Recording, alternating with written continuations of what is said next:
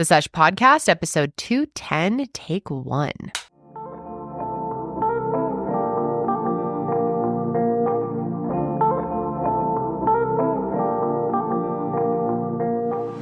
Hello, friends, and welcome back to the Sesh episode. We never say the episode number. Episode 200 and something. 10, I think it is. Correct.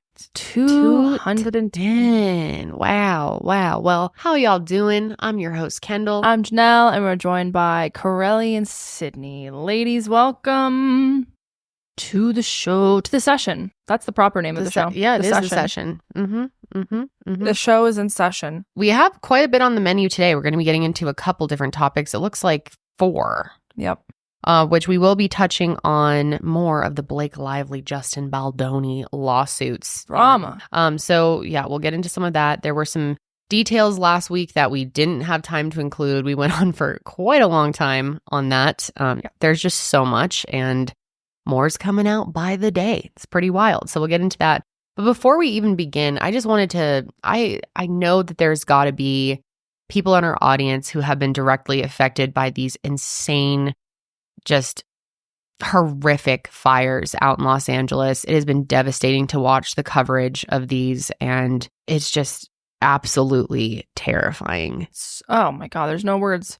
And I feel so helpless being all the way in Colorado. Like, yeah, you can donate and stuff like that, but it's like, I wish there was more I could do. We're states away, and I just feel like we're watching it from afar. I know. I was wondering, I actually wanted to ask the audience if anyone knew of a good place to send physical items. So I've got a lot of, baby clothes and things like that, extra diapers and stuff that I could send. Yeah, to mail. Yeah. That's I don't know point. if they're able to take that right now or how that would work. Actually, I do know that there are quite a few shelters who are turning people trying to give physical donations away because they have so many, too. Yeah. which is wonderful. And obviously, yeah, you can donate money, but it's just, there's no words. We will link some resources and good places to donate as well. But one of them I wanted to mention, there's a lot of people that need breast milk right now and formula. That's always a good thing to donate. But there's this company, I can't remember the name, but I will have it linked below, where they can actually freeze dry your breast milk and then ship it out there. Oh, that's cool. Yeah, really cool. And they're out of Tampa or somewhere in Florida. So if you're down where they specifically are, you can actually drop it off in person. But anyone across the United States, I think, can mail it in and freeze dry it. I had posted it on Instagram this weekend when I saw it. Fortunately, I don't make breast milk. I never really did that well, actually. But if you are able to, and I know there's like some real overproducers out there who have collections. So if you're able to do something like that, but this is just the stories that have come out. Oh my God. It looks like as of today, which is the 13th, there are 24 victims confirmed. Who lost their lives. Yeah, who lost their lives. And then just countless people had to evacuate, and countless people, thousands and thousands of people lost their homes and everything they own. I truly cannot imagine backing out of your driveway and driving off knowing that you'll probably come back to rubble. I know. Did you see, I know a lot of people have been following Spencer and Heidi Pratt. They're really big on TikTok right now.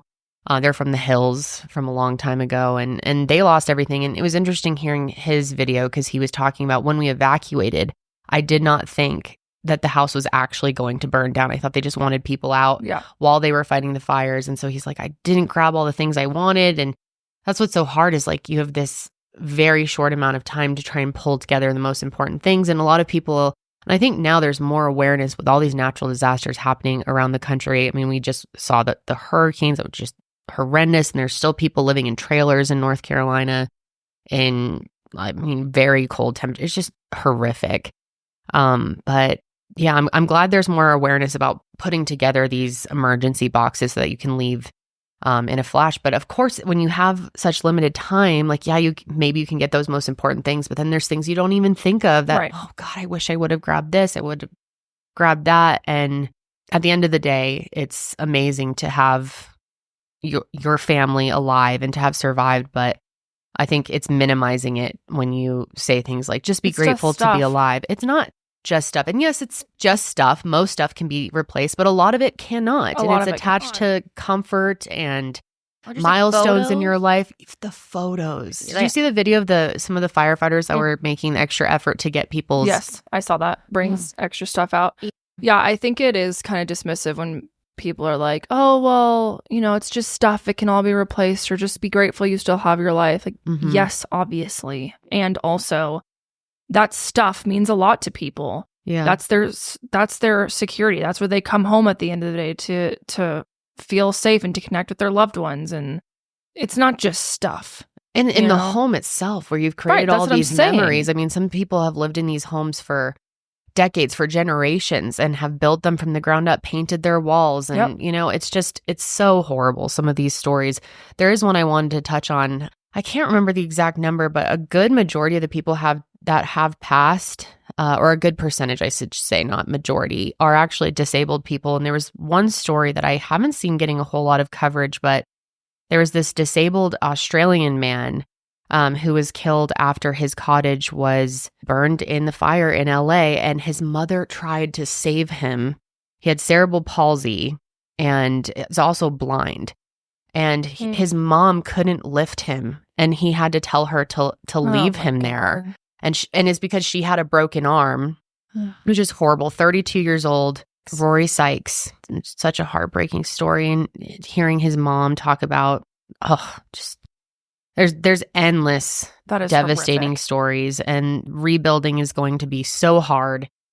And there's so much to say on this. The fact that the fire department's budget was just cut. Yeah. I think it was in July. Yeah. Then massive cuts, and there's a lack of water. Palisades is only 40% or 11% contained at this point. This is as of Monday. Crazy how fast it happened too. I can't remember what day it was, but my manager had sent me a video from her office, and I had no idea how big it was going to get, but just how quickly it spread. Well, I heard multiple of these stories, but a lot of people had a hard time finding their cats.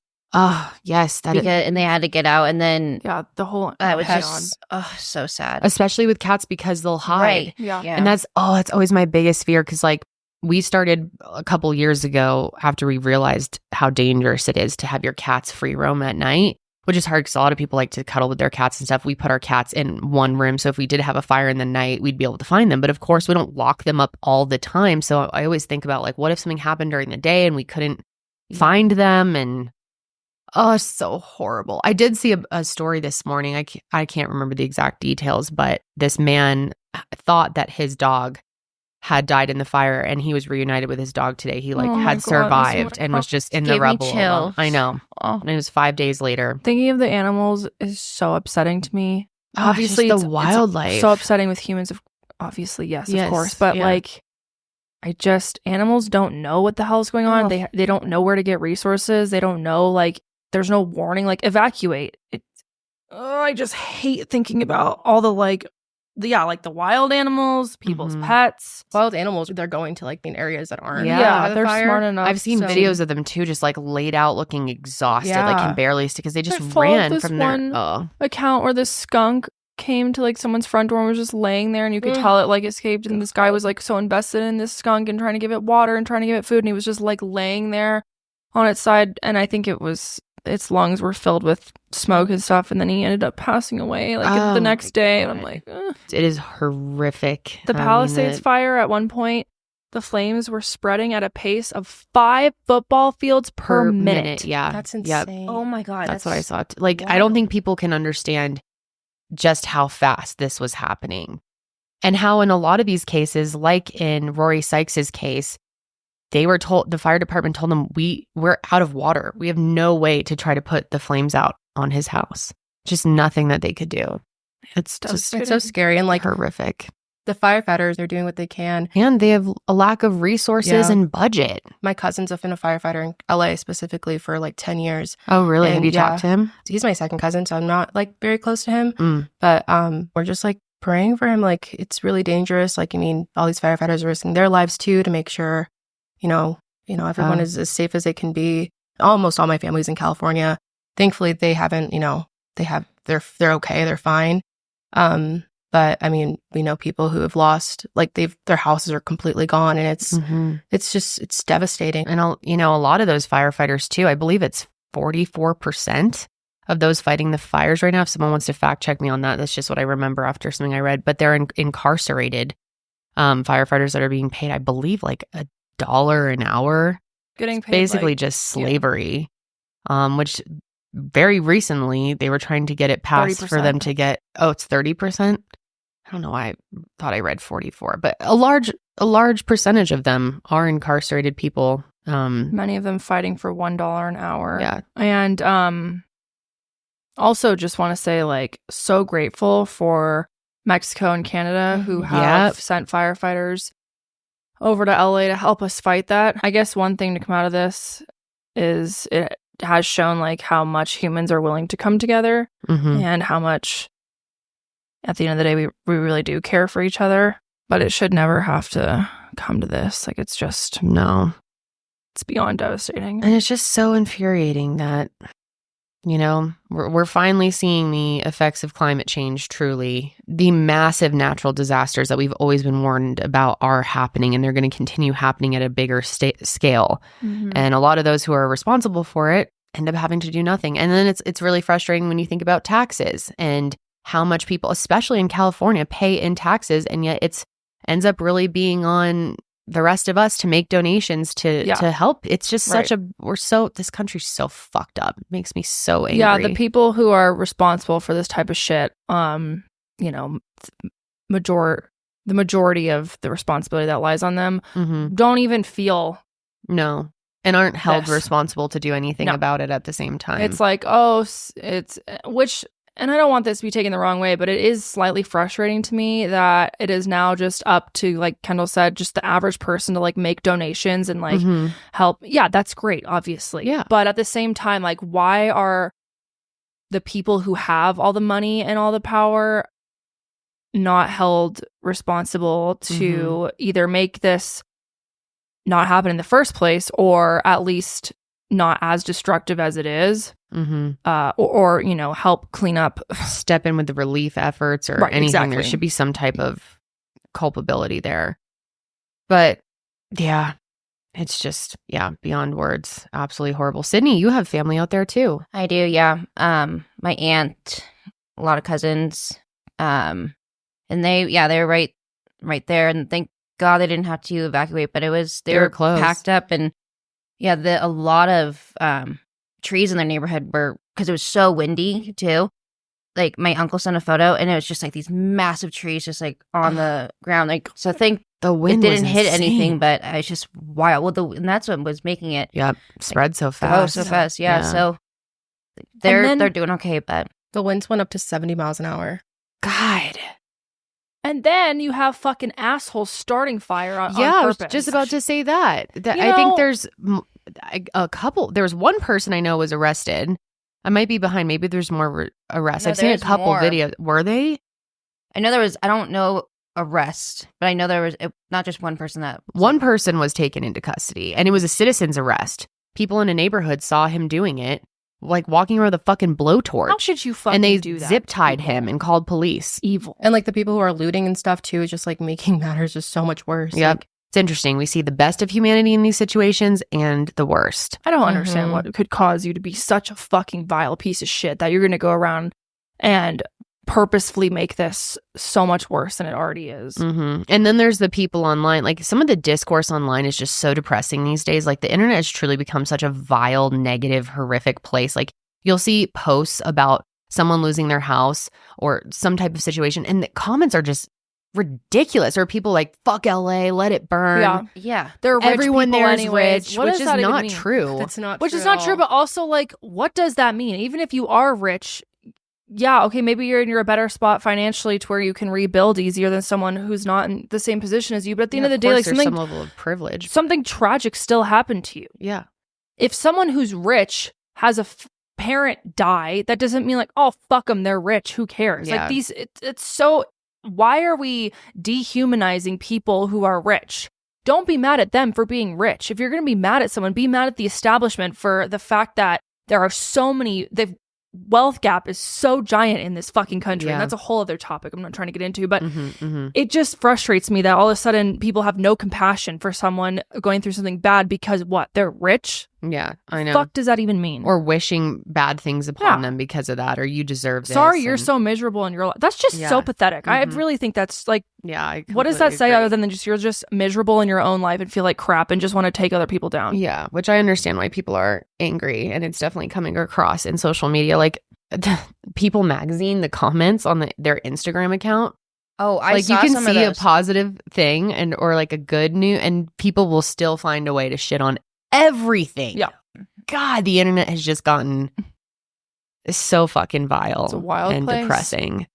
But yeah, bottom line is, what does it even mean to say my thoughts and my heart goes out to people? Like, of course it does. I'm heartbroken for all of you. I feel like it's meaningless to say that at this point. It's just so beyond devastating. But really, truly, to any of you in our audience or anyone out there who has family members who are impacted by this, I'm so really, sorry. truly holding space in my heart for you and thinking of you. I'm so beyond sorry. It's horrible. I've never experienced anything like this in my life and cannot imagine what it would be like. Yeah, it's just devastating. horrendous.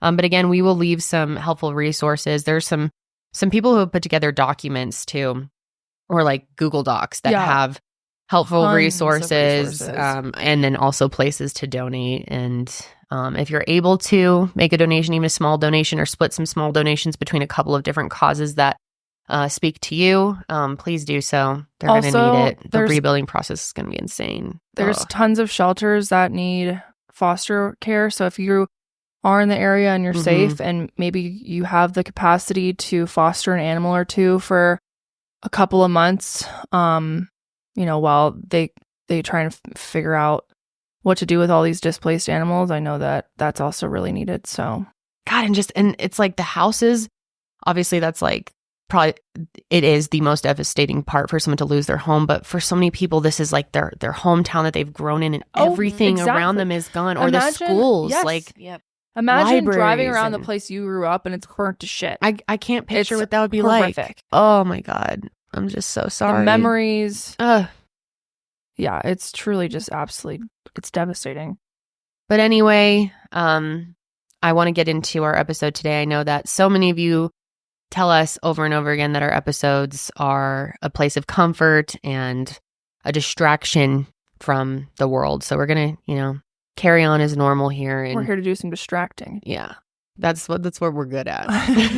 We're good at distracting ourselves, and we're good at distracting you guys, supposedly. So what's going on? What's up?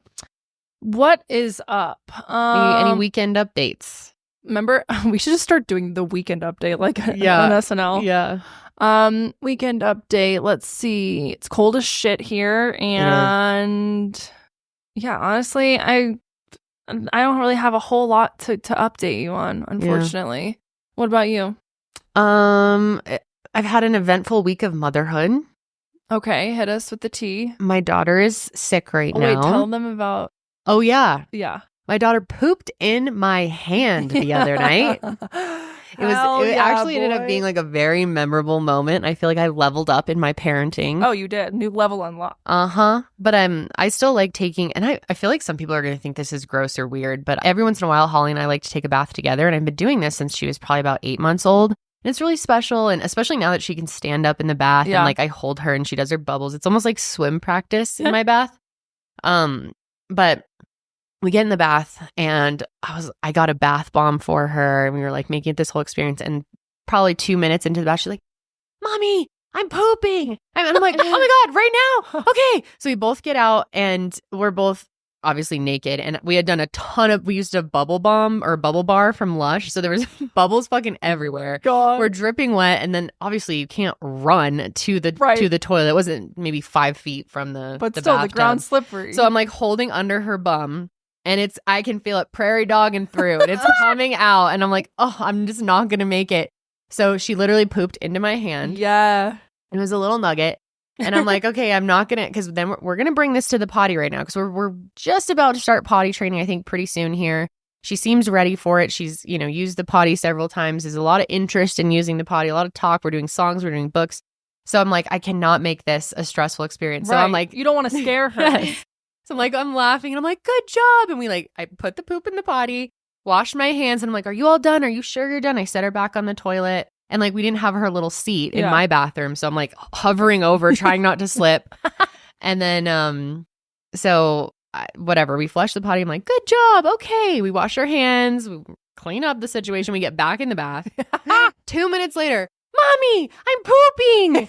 I'm like, oh, okay. All right. So this time I got her over to the toilet fast enough to do it.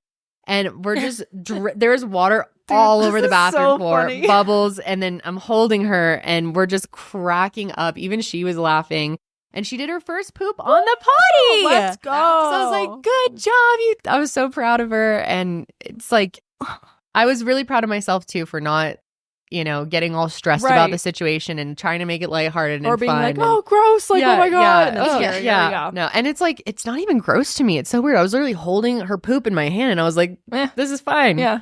But it was a good little memory for us. So cute. I know. She got to flush it for the first time. Yeah. And I was like, wow, here we go. So yeah, then Josh came up and helped us clean up the bathroom because we had to get back in. That's so He was probably like, what is going on up here? And it's like, I'm sure there's people out there that would never take a bath with their kid and I like obviously know she's peeing in there. I've just never cared because after we're done in the bathtub, I always shower off my body afterwards anyway. And like, I know she's peeing in her bath by herself. Pissing in public pools all the time. Yeah. So it doesn't bother me at all. And I love these like special moments with her in the bath. We do lots of cuddles and I'm not going to stop. It's very special. That's cute.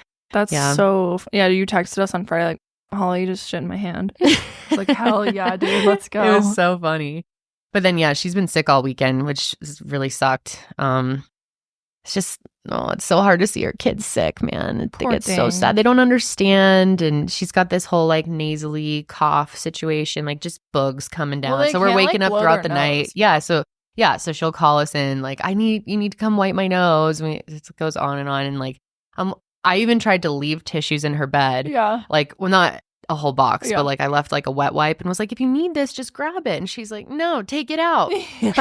So she's like, I'd rather you come and do it. Yeah. But hey, that Navage baby system, the inhaler and the sucker. I mean, we're sponsored by them. Not this episode, but great stuff. Kendall genuinely loves it. I love it. And because she's always been so afraid of it. But this one sings and is like less loud. It's like comforting. It does like little lullabies and it lights up different colors. She still doesn't like it, but like it's way less scary than the other ones can be. Yeah. And God, does it make a difference. So we watched Moana like 4 times. We were really bummed because we were going to go see Moana 2 in theaters on Sunday, but she woke up and was much worse. So I was like, no, we are staying home. I didn't even know Moana 2 was a thing. Yeah. Have you seen it, Sydney? Nope. You should come with us. I think we might try to go this weekend. Ooh, yes. There's a theater that does kid-friendly showings. What does that mean? Like your screaming child can be in there and no hate. Situation. It's like all parents. But yeah, God, I love Moana. It's just so great. Josh and I have been singing the songs nonstop. Like we just keep randomly breaking out into the same song on cue. I've never seen it. Oh, I can't believe you haven't seen it. It's so good. Just that one part I showed you. You did show me one part with Sydney. I'm like stoned. The intro with time, and she was like, "I need to show you." Yes, this. I remember that. The baby Moana with. Oh, so I think that's my second favorite scene. The final scene with Taka and Tahiti. I think it is. Yeah. I love the little pig. It's beautiful. Too. I cry. Aww. Oh yeah, I know. The pig doesn't get in. I hope in the second one he's in there more. Yeah. Holly loves the coconut pirates. She thinks they're so funny. Oh, the like little ones. Yeah. Oh, that's funny. But then the end scene kind of scares her. The Taka, like lava. Oh, yeah, It's like the angry version of, I think it's Tahiti. I can't remember, but like the goddess at the end, which that's such a beautiful scene. Oh, she's like, I don't like that guy, mommy. I don't like that guy. It's so funny. Yeah, it's cute. I don't like that guy. Did you guys have a good weekend? Yeah, I'm honestly it was pretty chill. Vibing. That was okay. Crazy. Yeah, I took lots of naps. No poop in your hand. No poop in my hand. Nope. Hell yeah. No poop in my hand. Love that. I have caught Charlie's shit before, though. Oh, you have? In your hand? Yeah. See, that's true. And I don't give a damn. I don't give a damn. You just don't. When it's your baby, Not you to just compare don't. my dog to a human child, but I mean, I don't care. They are our babies. You could shit in your mouth. In my mouth. I wouldn't care. Okay. I know. There truly isn't a thing that could gross me out about my daughter. It's crazy. I feel like even if now I shit in my mom's hand, she'd be like, that's okay. But it's so different because if like someone else's kid shit in my hand. Oh, hell no. I draw the line there. No. But I feel like no matter how old Holly gets, she could shit in your hand. Oh, yeah, for sure. For sure. Yeah. Mm-hmm. In fact, I'm going to text my mom right now and ask her if I shit in your hand, would you be okay? She'd probably be like, absolutely. She'd be like, of course. Okay. Well, shall we get into some of our main topics of the day here, people? Which, by the way, you know, if you don't like the beginning banter, there is such a thing as rewinding. No, fast forwarding. Well, then you'll have to watch twice. You can fast forward. You can even click the timestamp. We make it easy. Yeah. Because we do like to do a little blabbing, and most of our audience likes it. So I love to banter, and I'm not going to end. So I'm not going to end. It's not ending. When it comes to getting your children the proper nutrients and vitamins that they need, it can be really challenging, especially if you have a picky eater and they're not really into vegetables and fruit. And so it can be really nice to add in a children's vitamin into the mix. However, a lot of the children's vitamins on the market are basically just candy in disguise. Oftentimes they're filled with 2 teaspoons of sugar, other chemicals that are unhealthy, and other additives that growing children should never eat. And so that's why Hiya created a super powered chewable vitamin for kids. Many other children's vitamins out there are filled with 5 grams of sugar, which is known to contribute to a variety of health issues. But Hiya is made with 0 sugar and 0 gummy additives. Yet it still tastes great, and it's perfect for picky eaters. Hiya fills in the most common gaps in modern children's diets to provide the full body nourishment that our kids need with a yummy taste that they'll love. It's formulated with the help of pediatricians and nutritional experts, and it's pressed with a blend of 12 organic fruits and veggies, then supercharged with 15 essential vitamins and minerals, including vitamin D,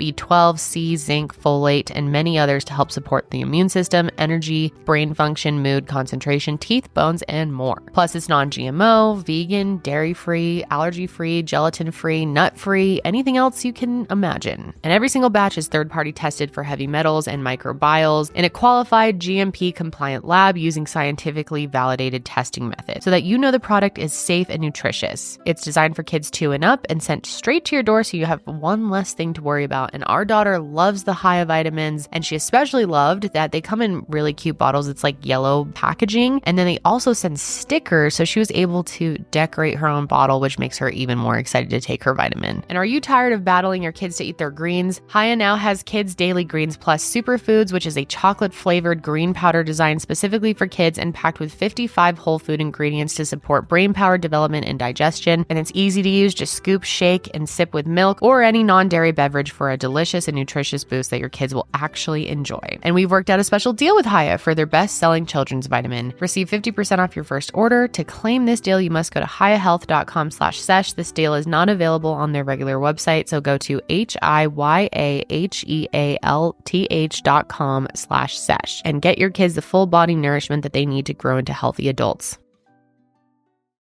My mom responded. What'd she say? I said, if I shit in your hand, would you be mad or would you not care? She says, not care. That's how much I love you. But why are you asking such a weird question? I say, because I plan to do it tonight. I love your mom. I'm planning. Janelle's mom just moved back to Colorado, and we're so happy. She's back, and she's probably going to watch this episode. If you see this clip, Mom, shouts out. Love you, bestie. Shouts out. We love you.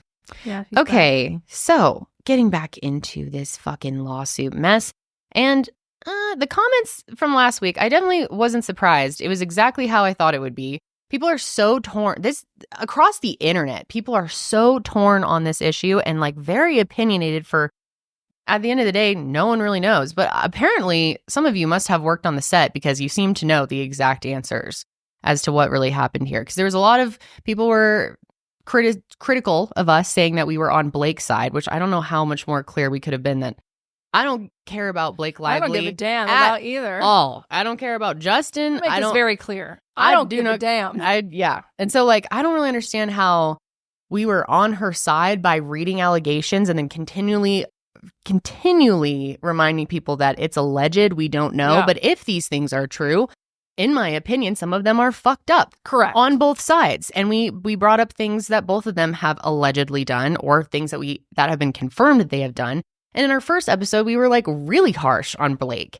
And she's had some you guys very unsightly, bitchy moments that were just, pretty. So to be quite honest, I really don't like Blake Lively that much from what I have seen. I don't like her as an actress. I had never even heard of Justin until this happened. Well, that's the funny thing too, is like someone commented last week that there's this viral video of him proposing to his girlfriend that's like this 10-minute fucking production. You can look it up. We thought about playing it's like 27 minutes. It's 27? Yeah, I'm pretty sure it's really long. And that must be what really I only know him from, other than Jane the Virgin, because I remember when that came out. Oh, and at the time I thought it was really cute, but then I watched it again and I was like, this is a little cringe. But yeah. I don't know. I just want to make it clear. We're really not picking sides here, even though people seem to think we have. No. I do not care. And we won't know. And I think it's interesting that people are so confident that she's lying. She might be. She might have made all this shit up. Who knows? But we do not know that yet. This is why it's going to court. Okay, people? So also, might I just say, many people get their opinions from TikToks that they're fed. And I don't know if you know this, but the algorithm feeds you things that you already agree on. Mm-hmm. So if you have already made up your mind about something, it's more likely that the algorithm is going to continue feeding you shit that you already agree on. Yes, because it's like, it's so interesting that people are so like, I am 100% sure Blake is in the wrong, or I am 100% sure Justin is in the wrong. We do not know. Yeah, we literally don't know. So we got to see how this plays out. We are not the court. And just by reading her lawsuit, we're not on her side. Yeah, I even saw a comment that were like, oh, they probably just want to be on Blake's like payroll because Ryan's so... Wait, Blake's payroll? Yeah, someone said that about us. Sure, they were like defending it. Oh, if Blake wanted if Blake wanted to put me on the payroll, then I'm on Blake's side 100%. Sure, put us on the payroll, Blake. If Blake Lively's watching this and wants to put me on her payroll, listen, I am on your side, girl. I thought it was interesting, which again, I wasn't surprised by it because I've seen how people have reacted to everyone's posts. I mean, even just articles, like the comments are so one way or the other. Like they're not just as the internet have their mind made up. Apparently, there's a lot of lawyers out there and people that worked on this damn movie themselves, and they know firsthand. Everyone's got their mind made up. Everyone takes sides within like 5 seconds, which is interesting to me. And then they get mad if you don't take a side. Mm-hmm. Or like I saw comments that were like, "This isn't aging well because his lawyer already came out and said that she's full of shit." Okay, that's the lawyer's job. Obviously, his lawyer would come out. Yeah. And he's not going to be like, damn, you know what? Blake's actually 100% right. My client here is full of crap. Mm-hmm. Like, they may have a lot of... He claims that they have evidence, we'll get more into it, to disprove everything she's saying, and that might be the case. I don't care. I'm excited to see what happens. Yeah. Like, let's get this trial going. When is this going to happen? Yeah. We'll see how it goes. I mean, there's going to be more lawsuits dropping. Yeah. Okay. So, yes. In Blake's lawsuit, she obviously detailed all the changes that Justin made to the movie that weren't in the book. And then we also talked about this last week, but we ended up finding more info. Reminder, last week we were on break leading up to the day that we recorded. So these guys pulled together as much as they could, and it was still 2 hours long of coverage on it. But we still missed a couple of things, and we wanted to go over those today. So there's more info about the scene where a younger underage version of Lily loses her virginity. And this is a quote from Blake's lawsuit. Again, we are just reading the lawsuit. This is not our opinion in any way. They say, in both the book and the script for the film, there was no sex scene. Instead, the details about this moment were left to the audience's imagination, but Mr. Baldoni added in considerable details, including both dialogue between young Lily and her boyfriend Atlas about the loss of her virginity, as well as a simulated sex scene in which Mr. Baldoni filmed and included in his initial cut of the film. A close-up of young Lily's face, accompanied by an audible gasp at the moment of penetration, which, if that is true to me, is pretty disturbing, especially if it was unnecessary and wasn't in the book. Again, I don't know if it's actually true. Miss Lively was informed that when this scene was shot, after Mr. Baldoni called cut, he walked over to the actors and said, "I know I'm not supposed to say this, but that was hot. And did you two practice this before?" And these actors that he said this to aren't underage, but they were playing underage roles. And of course, people feel differently about that. There's people out there that wish that they were underage. That would have been like not okay. Yeah, I'm like, okay, that's a weird argument. All right. If this is true, that to me is very disturbing. I agree. But we don't know if it's true. Right. And he says he has all this evidence to prove that none of it's true. Again, that scene was not in the book. It was added. And then this next part is pretty unnerving. But Blake's lawsuit alleges that Justin and Jamie Heath, the co-producers, did not protect Blake when they were filming. Okay, her lawsuit claims that her private area was only covered in a tiny bit of cloth, and this was during the birthing scene, and that they failed to make it a closed set. So let's read exactly from the lawsuit what is being alleged. When the birth scene was filmed, the set was chaotic, crowded, and utterly lacking in standard industry protections for filming nude scenes. Mr. Heath and Mr. Baldoni also failed to close the set, allowing non-essential crew to pass through while Miss Lively was mostly nude with her legs spread wide open in stirrups and only a small piece of fabric covering her genitalia. Miss Lively was not provided with anything to cover herself in between takes until after she had made multiple requests. Mr. Baldoni introduced his best friend to play the role of OBGYN, which I'm like, was the friend like an actor, or is it just some random friend of his that he called in to do this? I was like, that's confusing. But when ordinarily a small role of this nature would be filled by a local actor. So I don't know if it was just like he called up his old buddy. Who knows? Miss Lively felt that the selection of Mr. Baldoni's friend for this intimate role, in which the actor's face and hands were in close proximity to her nearly nude genitalia for a birth scene, was invasive and humiliating. Okay, again, this comes from her lawsuit. We do not know if it's true. These are allegations. We also talked about the issues with Justin and Jamie walking into Blake's trailer and dressing room. And then another weird thing about that whole situation is they didn't turn off the monitors so the whole crew could witness what was being filmed. Allegedly. So it's pretty crazy. If that is all true, to me, that's very disturbing and irresponsible. Last week, we also talked about the issues with Justin and Jamie walking into Blake's dressing room / trailer.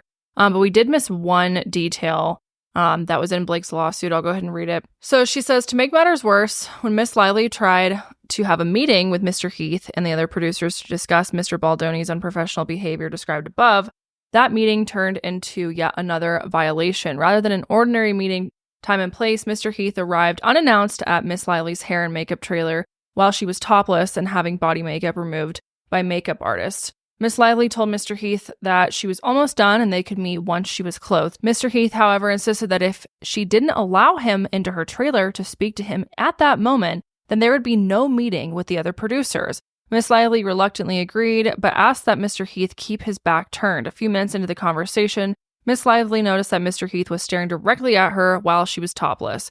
When she called him out, Mr. Heath brushed it off as a habit of wanting to look at a person while speaking to them. And Miss Lively and her hair and makeup artist were all deeply disturbed by this interaction on just the second day of filming. And I know that Baldoni put out that screenshot of her being like, oh, I'm breastfeeding, you can come in and we'll run lines or whatever. The text. But that doesn't mean that there wasn't that there couldn't have been another time where he had come in unannounced. Yeah. You see what I'm saying?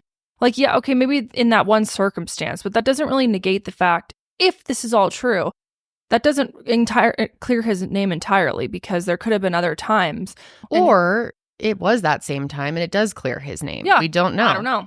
Again, I don't give a fuck. Well, so this is for the court to decide. Yeah. His message doesn't include Jamie Heath, so that's it could have been from a different time. Right. I think it's going to be really big because in hers, and I think in his too, they mentioned how all the other people were around during these moments or during these things that happened. So I think it's going to be interesting to see who comes forward to kind of give their testimony. Yeah. Yep. Here's another detail that Justin basically made these very sketchy, inappropriate comments about Blake's outfits on set. Allegedly. I have to keep reminding. Right. So this is according to the claims here. Complaint. On another day, Miss Lively wore a low-cut dress to facilitate breastfeeding, but had it covered up with a coat. When the jacket briefly popped open at one point to reveal the dress, Mr. Baldoni commented about how much he liked her outfit, which flustered Miss Lively. Later that day, Mr. Baldoni pressured Miss Lively, who was in her pre-approved wardrobe, to remove her coat in front of the crew and multiple background actors in a packed bar. He said he wanted to see her onesie under the coat because it was zipped low to reveal her lace bra. Consistent with past practice, he said, quote, "I think you look sexy," in a tone that made her feel oogled and exposed. It's interesting because they also allege that he had told her that I don't even find you attractive. Right. It's pretty contradictory. Mm-hmm. With other female cast present, she said, "That's not what I'm going for." And he replied, "I'm sorry, hot." I'm sorry, hot. Deeply uncomfortable, Miss Lively said, "Not that either." Mr. Baldoni responded sarcastically, "I guess I missed the HR meeting," and walked away. Another woman on the production spoke to Miss Lively afterwards to offer empathy and to share her own similar experiences with Mr. Baldoni, commenting about her in sexual terms. And as a result of Mr. Baldoni's behavior on May 29th, 2023, another cast member lodged a sexual harassment complaint about Mr. Baldoni's gross and unwanted comments towards her and others. So according to the suit, he's being kind of creepy and making jokes about how he missed the HR meeting and is asking to see her onesie because it's zipped down low, perhaps. Well, that's what she thinks, at least. Mm-hmm. Last week we did cover that. There was no HR complaints, though. Right. The only one was about that ageism thing. Right. Mm-hmm. So very contradictory. Just saying. And it's like his lawyer's saying that this is all made up. So who knows? Who knows? If it's true, to me, these things are really disturbing and inappropriate. And I could see how you would be very uncomfortable. Mm-hmm. And then there's another one here talking about how she felt objectified by Justin after she said that he was crying in her dressing room. So basically it says, while on the one hand, Mr. Baldoni was objectifying Miss Lively as a sex object, on the other hand, he went out of his way to message criticisms at her age and weight, neither of which she could change during filming. On the second day of filming, for example, Mr. Baldoni made the rest of the crew and cast wait for hours while he cried in her dressing room, claiming social media commenters were saying that Miss Lively looked old and unattractive based on paparazzi photos from the set. She tried to reassure him that she should look authentic in the scenes depicted in the photos, which were just after her character had been abused by her fictional husband rather than hot. Mr. Baldoni, however, appeared focused on Miss Lively's sexual appeal above all else. His lengthy outburst caused a delay in shooting, forcing an emotional scene to be shot haphazardly, which I'm confused. Like, if he's upset that she looks too old, then why did he cast her? And is that why he was upset? I'm so confused. He cried for hours because people online said that she looked old and unattractive. Is it because he felt bad for her, or because he was like, "Damn, I fucked my movie up. I picked the public is not happy with my choice." But like, really, that's gonna make you cry for hours? Yeah, either way you slice that, it's so if bizarre. That's true, that is really fucking weird. I know. And that's why I cried for hours. They think she's ugly. Maybe it was because he felt bad for her. No, I just feel so bad. You ugly duckling. I'm so sorry. I'm so sad. You're so hideous. Which, by the way, she's like this gorgeous woman. She doesn't look that old. That is, I don't know. That's like hard to believe that he would really cry for hours over it. In her dressing room? I'd be like, bro, get the fuck out of my dressing room. So if she was in there and she's in the dressing room, I'm assuming he was probably crying because he felt bad for her. Why would you do that? I don't know, but why would you cry in front of her? Because like a supportive thing. Like, unless she was sobbing about it and like they're trying to he's trying to comfort her. That's what I'm trying to say. But if someone was being mean to you in the comments, I wouldn't come to you and be sobbing for hours. Well, I'm like, was it a situation where she was crying and he felt bad for her, and he's like this woman's advocate apparently. She was reassuring him. Allegedly. Yeah. She was reassuring him, being like, "Hey, I'm not that old and ugly. I can be fine in this role." No, she straight up was like, she tried to reassure him that she should look authentic in the scenes depicted in the photos. That's okay. This whole thing is very confusing. What the fuck is going on here? That's counteractive to what it says later in the suit, but okay. That's a strange thing to put in a lawsuit too. Okay, so then there was a COVID outbreak on set, apparently, and the producers failed to protect the cast and crew. And Blake and her baby, I believe her son, she had just had a son, correct? Yeah. They ended up getting sick. And let me just read the part from the lawsuit first, and then I'll get to the text exchange that disproves it, in his opinion. When Miss Lively caught strep throat, Mr. Baldoni offered a gift to connect her with an expert that he had on retainer to help her with probiotics and to combat the sickness. When Miss Lively went to fill out the privacy forms, she saw that the expert was not what Mr. Baldoni had represented her to be and was instead a weight loss specialist. Miss Lively felt once again that Mr. Baldoni was shaming her for her body and weight. So obviously you can slice that different ways. It's possible that he really did send in a weight loss specialist to like passive aggressively deal with her weight. Or she's a weight loss specialist that also has some good tips and information, maybe some education in combating sickness and probiotics. Right. Who knows? Right. No one knows anything yet. And then Mr. Baldoni and Mr. Heath failed to implement COVID protocols when there was a COVID outbreak on set. Miss Lively was told by another producer that because Wayfarer did not have insurance coverage for COVID, Mr. Baldoni and Mr. Heath deliberately withheld from Miss Lively that she had been exposed to COVID. Both Miss Lively and her infant child contracted COVID from the outbreak. Which is so stupid. Why don't you have, first off, I don't even understand what coverage for COVID insurance, like, so if someone catches COVID, what? Maybe it protects coverage like the for it? finances from having to shut the set down or something? loss of Probably, wages or something? yeah, but that would seem very easy to get nowadays. Yeah. COVID is nothing new, but still very prevalent. So here are the texts that he has released to kind of contradict this. He texts her and says, Blake, I'm so sorry to hear you and your baby are sick. I know it's literally the last thing you needed right now on top of a tough week. I pray it comes and goes with mild symptoms and more than anything that he is okay. If you feel up for it, I'm here absolutely anytime and would love to check in. I know this week was a lot and I'm committed to making things run smoother across the board. And she responds and says, our mistake. No, that was days after. So he releases this screenshot where she responds. So he sends that May 26th. On June 2nd, she responds with, our mistake. Molly did get the new pages at 11 p.m. last night. She didn't realize they were new, but new pages can always be sent to me as well, please. Right. So these things don't seem to connect. They have no correlation. So why? I don't understand why when he dropped this text that he left in her response. The only reason I can think maybe he did that is because she started the text with our mistake. As in, like, maybe people would think that she's taking, like, oh, it's okay, it's my mistake that I got COVID. This has nothing to do with the COVID thing. But maybe it does. Maybe she was responding to it saying our mistake and then moved on to something else. But why would she say that, Molly? Just like 5-6 days later. Yeah, and it seems like the our mistake comment refers to this Molly person and the new pages coming in at 11 p.m. last night. Right. I don't think they're connected at all, I don't to be think honest. they have any connection. Maybe he was trying to show that it was, or I think, but again, we don't think because we don't know. Our mistake. So that was he sent that on the 26th. She replied on the 2nd. That's a week later. Why would you, like, that doesn't make any sense. Were there texts between that? Did this get spliced together? Did they really not text for an entire week? If that's the case, then there's no fucking way that she's just now replying at his COVID message a week later. But maybe she is. No. And what? No. It's so ridiculous. I don't know.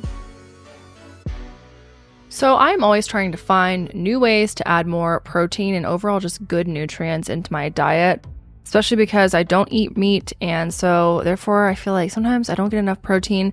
And I am so excited to tell you guys about this sponsor, okay? I had not heard of them before until we started working with them, but I am truly obsessed with their product. You guys have got to try out Hero Bread. I am telling you, I was so thoroughly impressed by all of their products that I have tried because there's so many different alternative health foods out there that are supposed to taste like the real thing, but just don't, and they end up tasting like crap, even though they're good for you, but it's like you don't want to eat them because they don't taste good. Hero Bread products taste delicious and they're nutritious. Their products are delicious and flavorful, but have ultra low net carbs, 0 grams of sugar, and are high in fiber. So far, I've tried their seeded bread, their Hawaiian rolls, and their flour tortillas, and I can truly say that each one of them tastes absolutely delicious. I've been making quesadillas with their tortillas. I've made some PB&Js with their seeded bread, and like I said, they're so good. They're fluffy, they're soft. They don't taste like cardboard. They're actually delicious. The texture is good. I truly can't say enough good things about them. They have so many different products on their website as well. They have burger buns, hot dog buns. They've got croissants. They have cheddar biscuits. They even have bagels, okay, which I have to order. Curiosity has gotten the best of me. I have to know how these things taste. And just by the products that I've already tried, I'm a huge fan. and I highly recommend Hero Bread. Guys, if you want to try out Hero Bread, now is the time. Not only is it absolutely delicious, but also Hero Bread is offering 10% off your order. Go to hero.co and use code SESH at checkout. That's SESH at HERO.co. Okay, so let's get into Baldoni's lawyer and his interview with Megyn Kelly. Megyn My Kelly. favorite girl. She's like one of the worst humans ever. No, literally. She's like a cockroach, man. She just like cannot go away. But yeah. Remember she said that she didn't think blackface was considered racist. Yeah. In 2018. That's when she was fired actually from NBC. Yeah. From that Halloween segment. Yeah, in 2018 she was fired after she questioned whether or not blackface is considered racist. Oh my Dude, gosh. she's wild. Remember? Sorry, go ahead. No, go ahead. I was just going to say, so his lawyer, Brian Friedman, was actually representing her during that. Megyn? Yeah. So she's like, oh, my old buddy, come on my show. Mm-hmm. No, during the NBC thing. So Friedman said that NBC allowed false rumors to circulate and argued that Kelly should receive the remainder of her contract, and ultimately she was paid out the remainder of her contract. So he has represented Megyn Kelly. He has represented the Michael Jackson estate in February of 2019 and filed a lawsuit against HBO after Leaving Neverland was released, which detailed allegations of sexual abuse against Michael Jackson. He also represented Gabrielle Union in May of 2020, who filed a discrimination lawsuit against the producers of America's Got Talent. She alleged that racism and prejudice after her contract as a judge was not renewed for the 14th season in 2019, and Brian managed a settlement for Gabrielle with an amicable resolution, although it was never disclosed what the amount was. But yeah, so he's represented a bunch of high profiles in the entertainment industry. So he goes on Megyn Kelly. But he went on Megyn Kelly. Remember earlier this year, she went on like the craziest rant about Taylor Swift endorsing Kamala? No. Oh my God. It was wild. It Really? was so angry. I was just trying to look up exactly what she said. There's a whole article called Megyn Kelly's one-sided beef with Taylor Swift. There's like example after example of her picking fights with Taylor over the years. Turn up. And obviously Taylor never responds to any of it. But yeah, she was so pissed when she was like, stay out of politics. It was wild. But anyway, Megyn Kelly interviewed Brian Friedman on January 7th. And he, during this interview, ended up releasing a voice message from Justin about the movie premiere It Ends With Us, and says he plans to sue Blake Lively into oblivion. Are you going to sue Blake Lively too? Into oblivion. Wait till you see this lawsuit. Well, for what? I'm just going to tell you, you're going to have to wait and see. It's coming up soon. And maybe they're going to. Probably. I mean, it'd be really fucking wild if they're able to prove that all of her claims are not true. But something tells me that the truth is somewhere in the middle, as it usually is. That's how I feel about it too. But who knows? Again, we could be wrong. Maybe Sure. it's all concocted, all full of shit. I'll hop back on this camera when we're proven wrong, and I'll say, look, I was wrong. It's all Blake's fault. That dumb bitch. She screwed over poor Justin Baldoni. You wouldn't even be This proven poor wrong thing. because we've continually said you don't know. And like, it's that celebrity tea meets litigation where people just get wild with the sides. So he also pushed back on several of Blake's allegations. He accused her of not reading the book before filming. Okay, if that is true, that is not a good look. Can you imagine signing on to a very huge film based on a wildly popular book and not even reading it? Yeah, that's pretty bad. That's like hard to believe. She really wouldn't have taken the time to read it. And how will they prove that? Unless they have messages that are like, she's like, I didn't read this shit. Here's my argument to that. If she didn't read it, I do think that's stupid. It's not against the law. It's not against the law, but it's a pretty bad thing to do. But like, if you're why hired. are you bringing that into the lawsuit? That has nothing to do with sexual. That's basically like, not saying this is true, but that it seems as though he's being like, yeah, well, I might have sexually harassed people, but she didn't read the book. Like, yeah, the two are not the maybe. same. But like, maybe their point is more that she's bringing up all of these things that he went away from the book. He added things that weren't in the book, and they're like, well, you didn't even read the fucking book. True. I don't know. That is just like wildly unprofessional for how much money stupid. that you're paid if you really didn't read it. But how are they going to prove that? He said they're about to drop a bunch of shit. Maybe they will be able to prove she didn't fucking read it. But what are they going to hold her That's what I'm legally saying. responsible for that? Yeah, no, it just looks because someone really didn't prepare, which again is stupid, doesn't mean that you can treat them badly, which again, I don't know if he did. But maybe it'll be part of their argument for denying some of the accusations about him changing things. I don't know. He also denies the allegations of sexual harassment. So they're just straight up saying that none of that happened, or that what happened was not sexual harassment. And then he also accuses her of orchestrating her own smear campaign against Justin. More smear. I feel like there was a lot of smearing against both of them. Totally lots of smear, which usually the more smear, the better, in my opinion. It's interesting, too, because like it seems like a lot of the smear came from things that were factual that we saw with our own eyes, especially with the Blake stuff. Like Blake got a lot of shit, but we were able to see it all.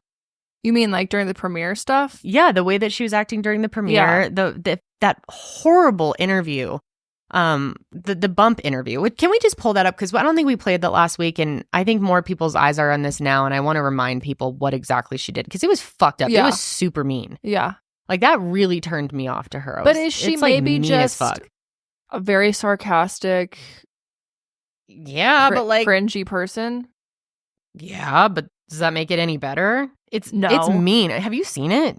Yes. It's horrible. Yes, I know it is. Turn it down too. First of all, congrats on your little bump. Congrats on your little bump. What about my bump?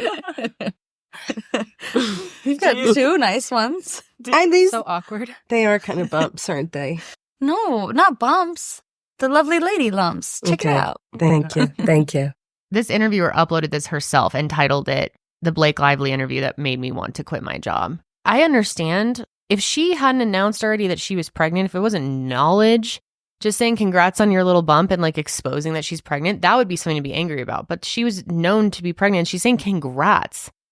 Not like, hey, your bump's looking massive. It's such a wild response. Yeah. I think it really does show her character quite a bit. But yeah, does her character, show that she is lying about everything else? I don't know. So according to the interview, Megyn Kelly and Brian Friedman, Justin's lawyer, he ended up showing this voice memo that Justin had sent to his dream team saying that he was put in the basement of his own movie premiere, per Blake's demands after she felt uncomfortable due to his behavior. So let's take a listen to that. It had been one of the most beautiful nights of my life, career-wise. I literally was sent to the basement, all my friends and family, for over an hour because I wasn't allowed to be seen. She didn't want me anywhere near her or the rest of the cast. So they ushered me off the carpet and they sent us down to the basement. We were down there together, my friends and family, the people that love me the most. And we start laughing because of the ridiculousness of this whole thing. And I realized, like, on a night that was supposed to be so materialistically joyful, I was in the basement with the people that I love the most, and we were all joyful and laughing. Because none of that shit matters. None of it. That's not why we're in the business. That's not why the three of us are in this business, is to attend a premiere like that and be celebrated. We're in this business because we're artists. And we believe in what we do. And because we want to create art that touches people's hearts and souls and can move people. And that's what we did. That's what you both did. And I believe that will follow each of us, and that truth will prevail, and that light and love will win. He certainly has a way with words. I don't know. I thought that was pretty tacky, to be honest. Really? Here. No, that's what I mean. Oh, I was being sarcastic. Oh, okay. I was like, really? It's like everything he speaks is so, I don't know. Maybe that's really how he is. I don't know. Oh, it's giving tacky. It's giving try hard. They were in the basement with the people who love him most. Right. Like, he said that like 3 times. Mm-hmm. And then he's like, it's not about the notoriety. It's about touching people's hearts, but we're in the basement. He's like, but it was supposed to materialistically be the best night of my life. Right. Unless the things that she's bringing up are true. And again, like, everyone on the cast backs her up, which I think you really can't discount that. And it's interesting. There were a lot of comments, and I've seen just online in general, a lot of people being like, oh, it's because they're afraid of Ryan Reynolds. Yeah. Well, he's like mega powerful, right? Okay, I just, that doesn't, I don't. Who knows? Maybe they like resonate with threatened me. these people. Maybe the Lively's were and the Reynolds, like Lively and Ryan Reynolds were like, if you guys take his side, we're gonna, I don't know. Couldn't they be like sued for that? We're gonna eat your obviously. cats. Like, they're that afraid of Ryan Reynolds. Right. Maybe they are. I don't know. know. So many people seem to believe that. I don't know that they all just took her side because of Ryan. They're Ryan fucking terrified Reynolds of is over there, Ryan. like, with a picture of their fucking cat and a lighter under it. Like, you see this bitch? I don't know. No one knows. Oh, God. Okay, so he's in the basement. He's in the Did not like basement. that, No. which I understand would suck, especially if he really didn't do anything wrong. Maybe he didn't. Brian says that it's unfortunate that Blake didn't read the book and didn't understand what the book was about. He says, quote, "The film was about domestic violence. This film was about sex scenes that involve rough behavior and DV and serious issues. Every turn that anybody felt uncomfortable in any way, Justin took responsibility for it." And then after the quote, you know, the whole like the all hands on deck meeting that they had at the penthouse in New York on January 4th, everything seemed fine, supposedly. Especially after agreeing to implement the protection for return to production, and production promptly resumed on the 5th and ended on February 9th. Then Brian says that Blake decided that she won't be doing any type of press with Justin and wouldn't be allowing him to attend the premiere. There was no explanation as to why the whole cast unfollowed Justin, because remember, they all unfollowed him. There was no email or communication made, and people quickly caught on to the fact that something was going on with the cast. The fans, people aren't stupid out there. They're looking and seeing that, oh, hold it. The entire cast has unfollowed Justin, and there's no explanation for it. And hold it, they're not together in any of the marketing. Why is that? Is there something going on with the two of them? And then you start to see the stories planted by Leslie Sloan. And it's very clear what's being planted. And unlike any case that I've handled in my entire career, it's the one case we're going to put every single text message, every single document, everything on a website for everyone in the public to read, come to their own conclusions. And they can determine whether or not there was sexual harassment here, there was a smear campaign, or there was retaliation. So they've got all the receipts. People, the receipts, the proof, the screenshots, the timeline, fucking everything.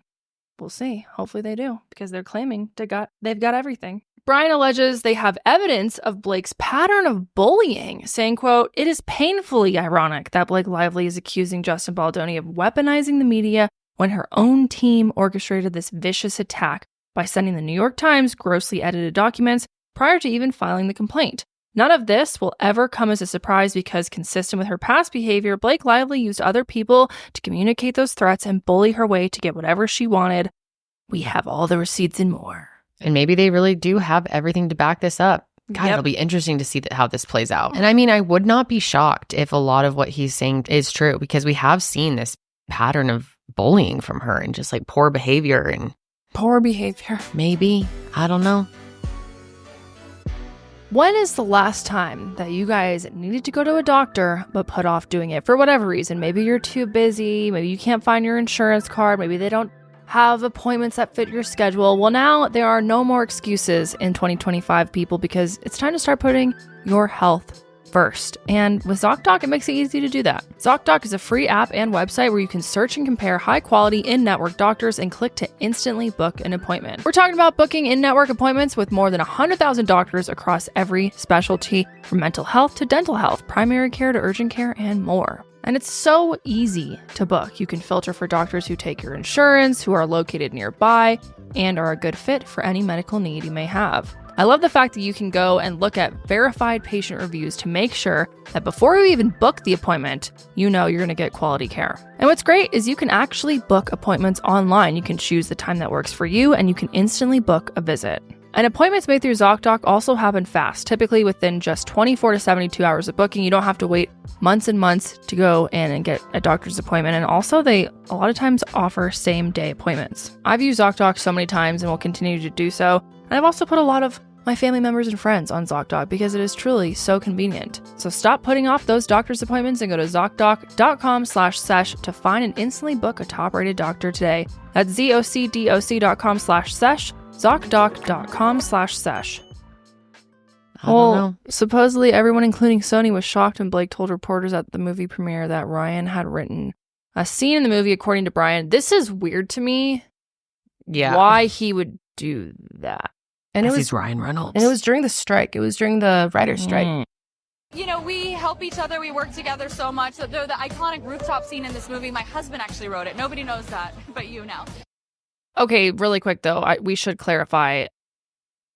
This isn't totally accurate because, according to the screenwriter for the movie, clarified that Ryan didn't write the rooftop scene himself, but suggested dialogue that made the final cut. So kind of like, hey, you should try this, you should try that. Gave some like pointers, tips, things like that, his own kind of perspective. I don't know. But Brian alleged that Ryan used his power and influence to help Blake take over this movie and even made fun of Justin in the Deadpool versus Wolverine movie. Okay, this was so interesting to me too, because of course I just happened to mention last week how much I loved Deadpool, which I really did. It was so entertaining.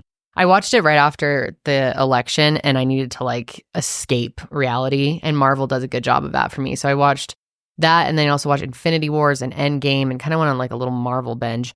But I had no idea, and people were pointing it out to me that I'm clueless. Okay, I did not realize that Blake Lively was in Deadpool. She was Lady Deadpool. Which, like, now that I picture it, she's wearing a mask and stuff, so I would have had no idea to know it's her. And I'm like not like the type of person who looks up interviews on movies and would have had any clue about that. But now it kind of makes sense. But this is all really interesting. We have 2 clips to watch here. So yeah, this alleged insult is from a deleted scene from the movie where a character who's called Nice Pool, if you've seen the movie, you know what I'm talking about. He has a man bun and a hairstyle that Justin had for a long time, which this was deleted. This was in the movie. Nice Pool thing was a big part of the movie. That's what I read, that this scene specifically was deleted. Okay, let me see the scene and I'll let you know if it was in there or not, since I watched it 3 times. I'm a Deadpool expert.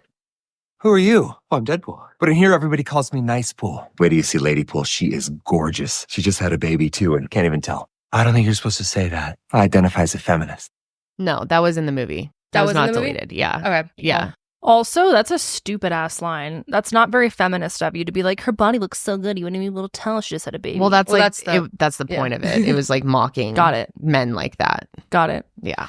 Well, I haven't seen the movie, so I don't really know. I loved the whole Nice Pool character. He had a rough ending though. Pretty violent end for him, but it was funny.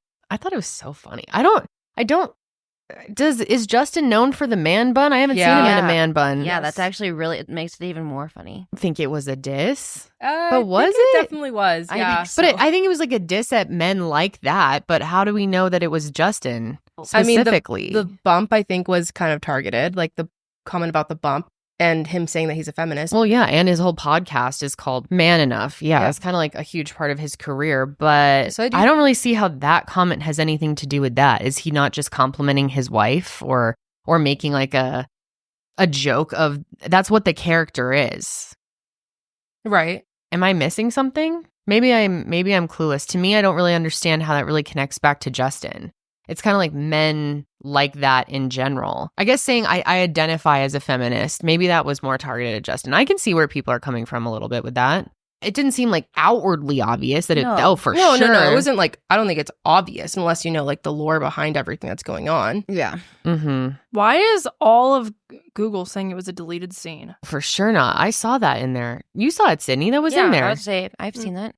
Yeah. There's another clip that I think this is much more aligned with like that I feel is kind of speculative. This other clip I think is definitely having to do with It Ends With Us. Let's see it. Drama. Don't eat. I'm afraid to taste your things if they taste it like hate. And we're done with the intimacy coordinator. Did you hear him? So the intimacy where coordinator. The name is the intimacy coordinator.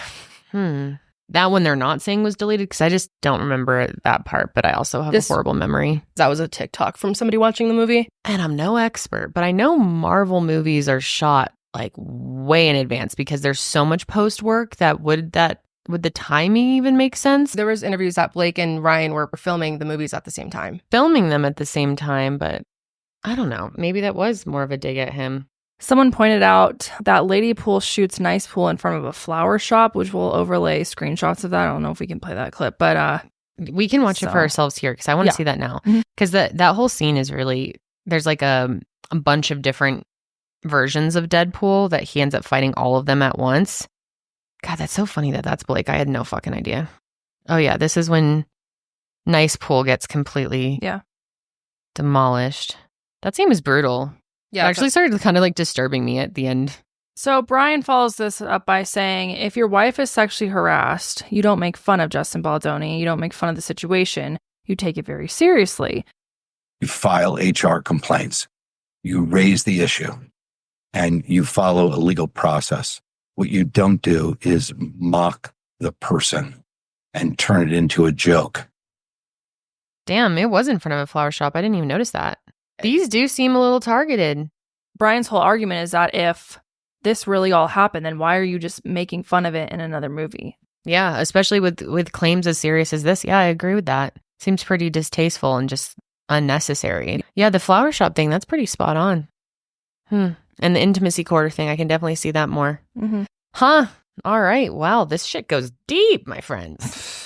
Ryan hasn't publicly responded to any of this yet, so we don't know if it was for sure targeted towards Justin. I will say I do think it kind of was. Okay, so another thing that we wanted to mention in this episode was another lawsuit that Justin has been hit with from Stephanie Jones.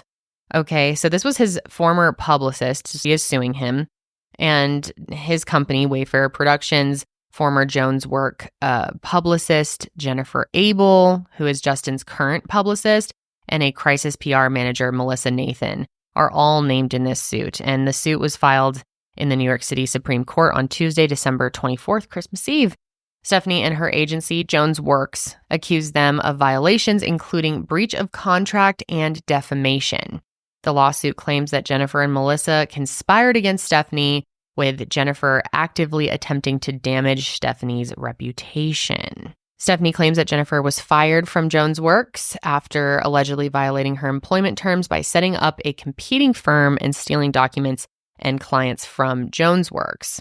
Jennifer went to take on Justin and Wayfair's clients, which Stephanie alleges violates both Jennifer and Justin's contracts at Jones Works. Stephanie says that she distanced herself from Jennifer and Melissa during the alleged smear campaign against Blake and claims that she did not know about the campaign. And Jennifer denied Stephanie's allegations and claimed that she resigned from her position at Jones Works rather than being fired. Stephanie's lawsuit requests a jury trial and an unspecified amount in damages. So we will also be seeing how that plays out. So let us know how you guys are feeling about it. I know people are going to be all over the board. Whose team are you on? Are you Team Jacob or Team Taylor? Jacob. Let us know. Jacob. You mean Justin? No, Jacob and Taylor, like Twilight. You mean Jacob and Jacob and Edward. Edward. Sorry. Jacob and Taylor, those are the same people. Edward or Jacob? Are you Team Edward or Jacob? Almost a nice allegation on that. Or wow. Yes, that was. My brain is not firing at full capacity today. What did I mean? Allegation? Execution. Are you Team Edward or Jacob? Are you on a team, or do you think this is all, do you not like either of them? That's what I've seen from a lot of people is like, I can't stand either of them, don't care. Exactly. I feel like there's blame on both sides. I agree with that. Okay, so I want to switch to a more lighthearted thing. This is something that I found last week while I was scrolling TikTok. You know, I almost presented this as brain rot to you guys. Oh, so you knew about it before I sent it in? I knew about this before the makeup artist even said anything. Of course you did. You just know everything on TikTok. What am I thinking? I found something before Janelle. That's just not possible. I almost presented it to you guys, and I was like, I don't know. And then it turned into a whole thing. So. I think it's like pretty interesting, honestly. Yeah. Well, especially when... part 2 came out. Yeah.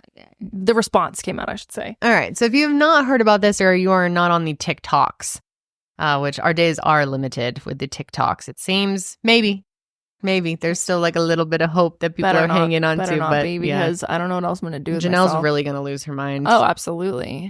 You may never recover. I have been have found many topics for this show through the TikTok. That's what I'm saying. We need the TikTok. Hours of entertainment, man. Aren't there going to be ways to kind of get around it though, like VPNs? Yes, yeah. We can talk about all this. We'll talk more about the ban later in the episode. Yeah. But yeah, so this is a viral TikTok that shows this bride washing off her bridal makeup that she had paid for. Wants to do that? I don't know. I swear, dude, I just run out of air. You choked on air. But yeah, her makeup was professionally done, and she washed it off 20 minutes before the first look. Which, if you didn't know, the first look is like the first time that you see your partner, or sometimes it's your dad before you get married. And I don't know why, but that was funny to me. Like, some people don't know. It's true. Can I get your first look?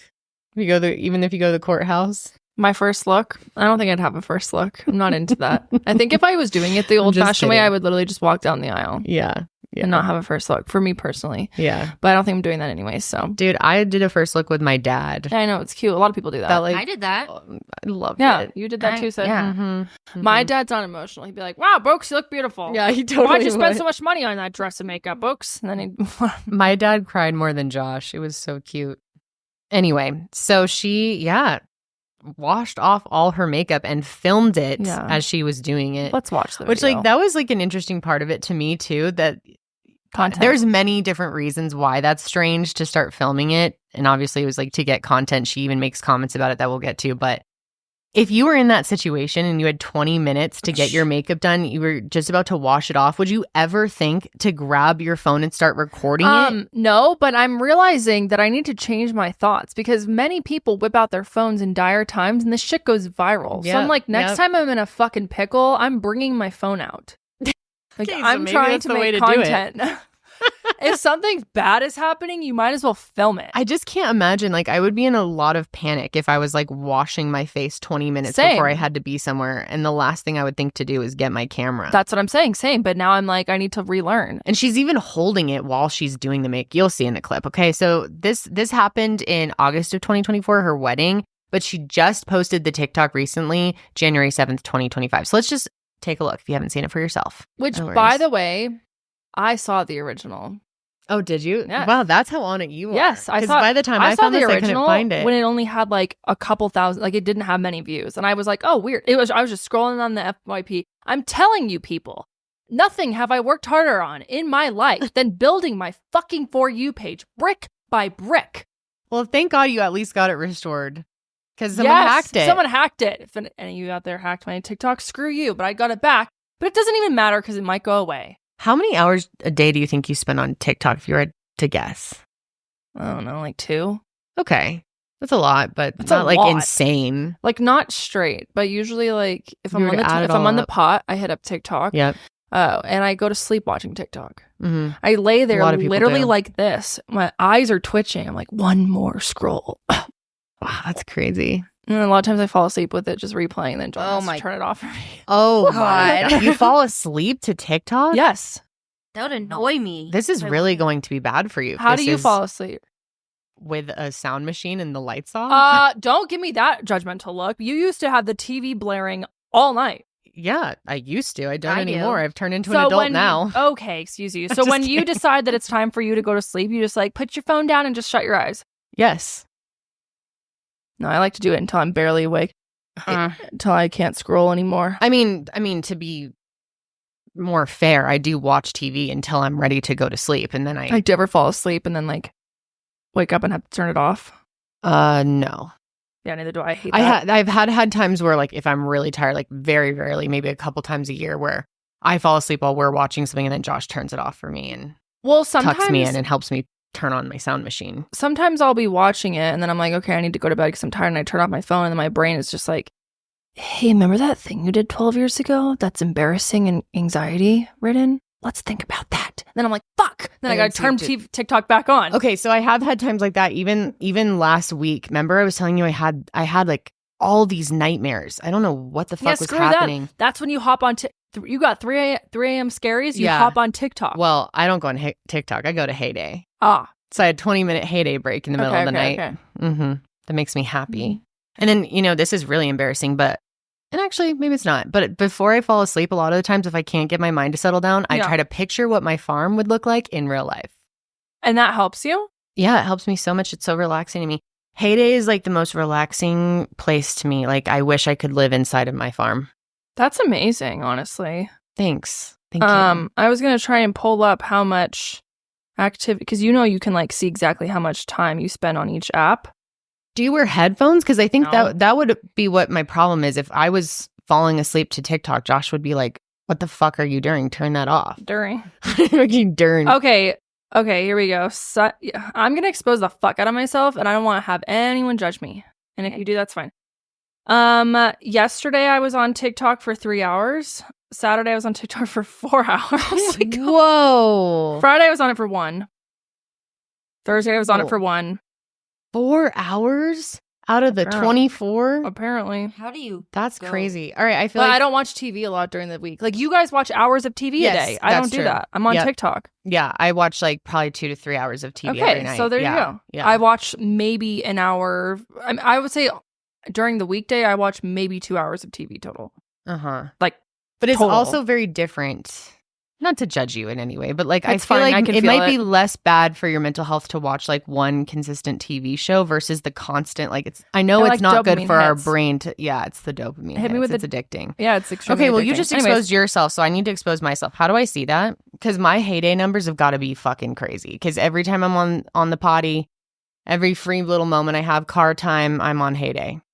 And then while I'm watching my TV at night, I am also playing Heyday. So I am multitasking too. I can't really judge you fully. Okay, yesterday. And you're on YouTube a lot.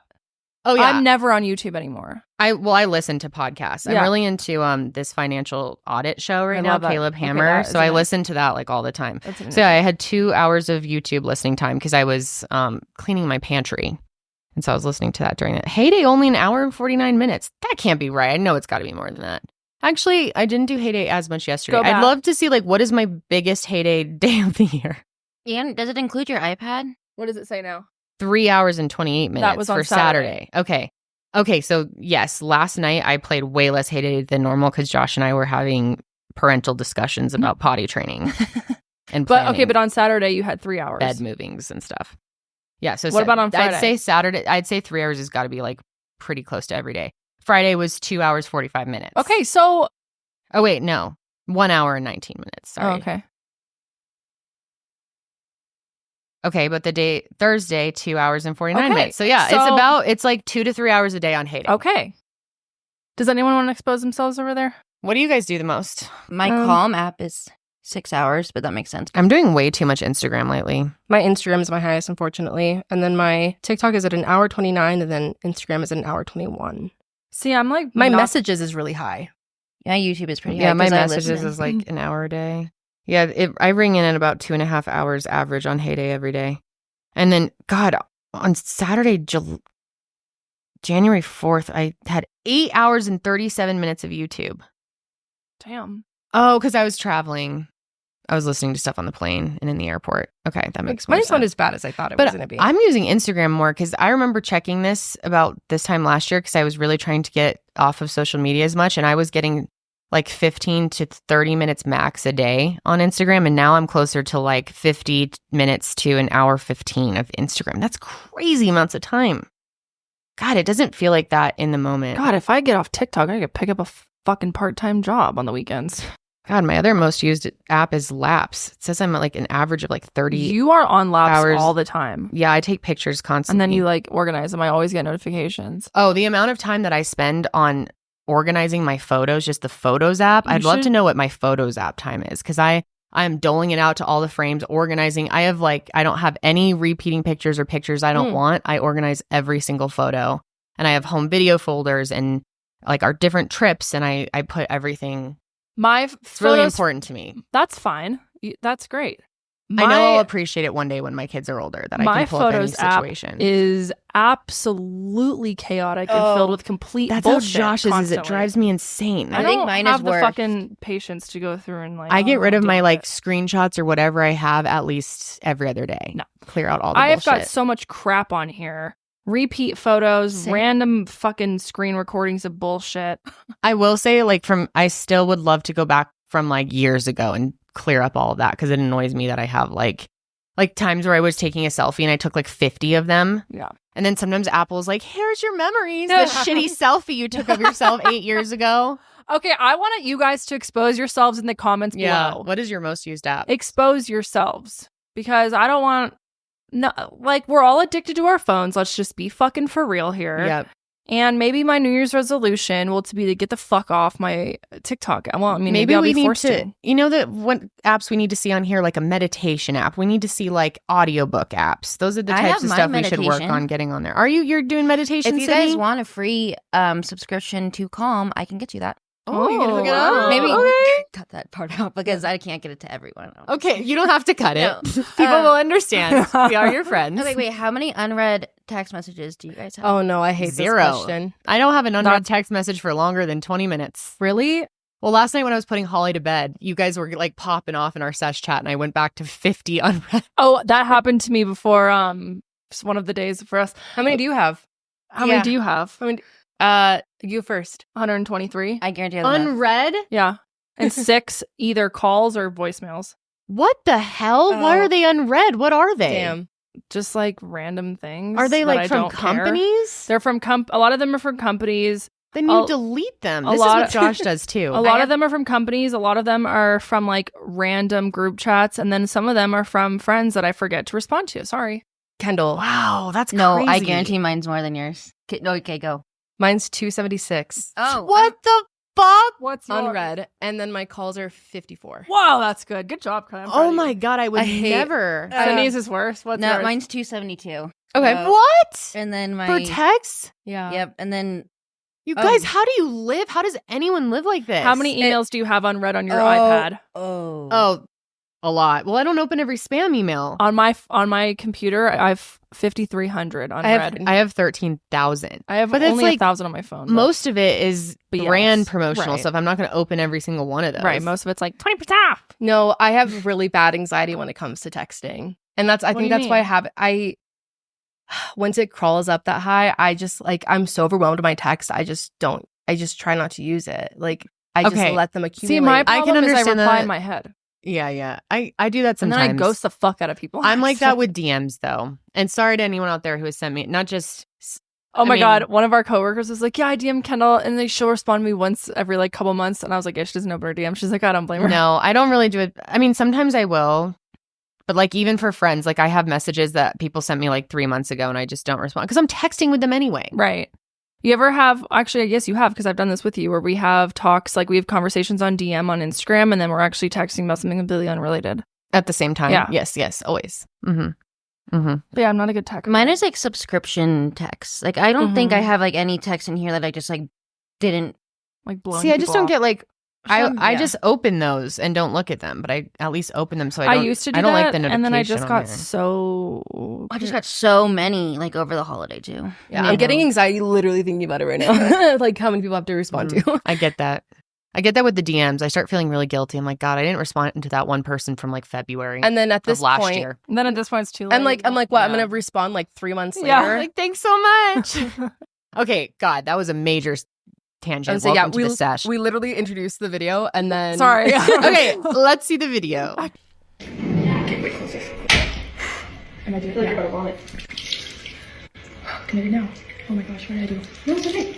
It's okay. What'd I do? I'm shaking. No, it's okay. It's okay. You can redo it. Okay. It'll be perfect. It always is perfect when you do it. It always looks so great. Thank you. It's shaking. I think it's just like anxiety. I want to do this. But it's fine. Like, we have so much time. The wedding's like in before. It's fine. I just love you. Watch that scene.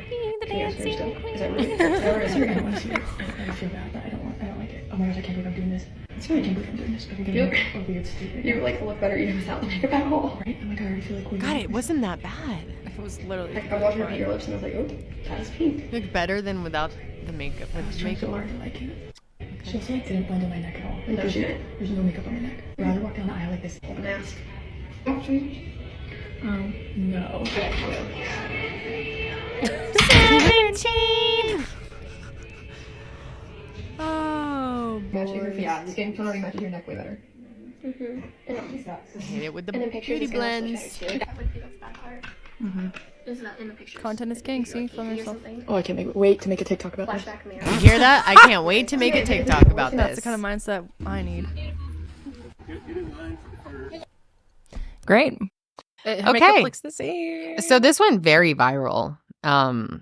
People had a lot of opinions on it. There were a lot of people that were like, good, do what you want. Of course. It looked beautiful. And like it did. It to me, like, I'm not a makeup expert, but it didn't look that different to me from what the makeup artist had done compared to what it looked she fine. did. Also, though, it was on camera and things in person, Yeah. different. Yeah. So who knows? But supposedly she asked for natural, glowy, blushy, bronzy. Bronzy Which look. I kind of thought it looked pretty natural. But Yeah, it looked very natural. So she stated that the artist didn't reveal the look until it was finished and said it was nothing like what I wanted and didn't feel like me at all, which don't they normally do a trial? I don't know if they sometimes, that in this. not always. Okay, so maybe they didn't even do that. Don't the makeup artists usually like not reveal it until the end anyway? Yeah. No, I don't think so. Like when they're doing your makeup, they're usually like, do you like your eyes? What do you think about the blush? Is it too much? In your trial, for mine example, she didn't show me. Like, I didn't see it until she turned me around. But then the day of, I remember they kept checking in with you. Yeah. Because they don't want to get too far down the road and then you're like, you hate it. Fuck this. And they redo asked my you, eyes. what do you think about it? Do you like it? Do you want any adjustments? Yeah, right. And that's where you've got to speak up. That's the point. They can't completely read your mind. And this, to me, looks like a very natural, blushy, bronzy look. However, it is her wedding and she has every right to pay for it and then fucking wash it off if she wants to and redo it herself. What a waste of money. Yeah. Dude, that was one thing I regretted from my wedding is I really didn't like my makeup, and I'm also not someone who feels comfortable like complaining or speaking up.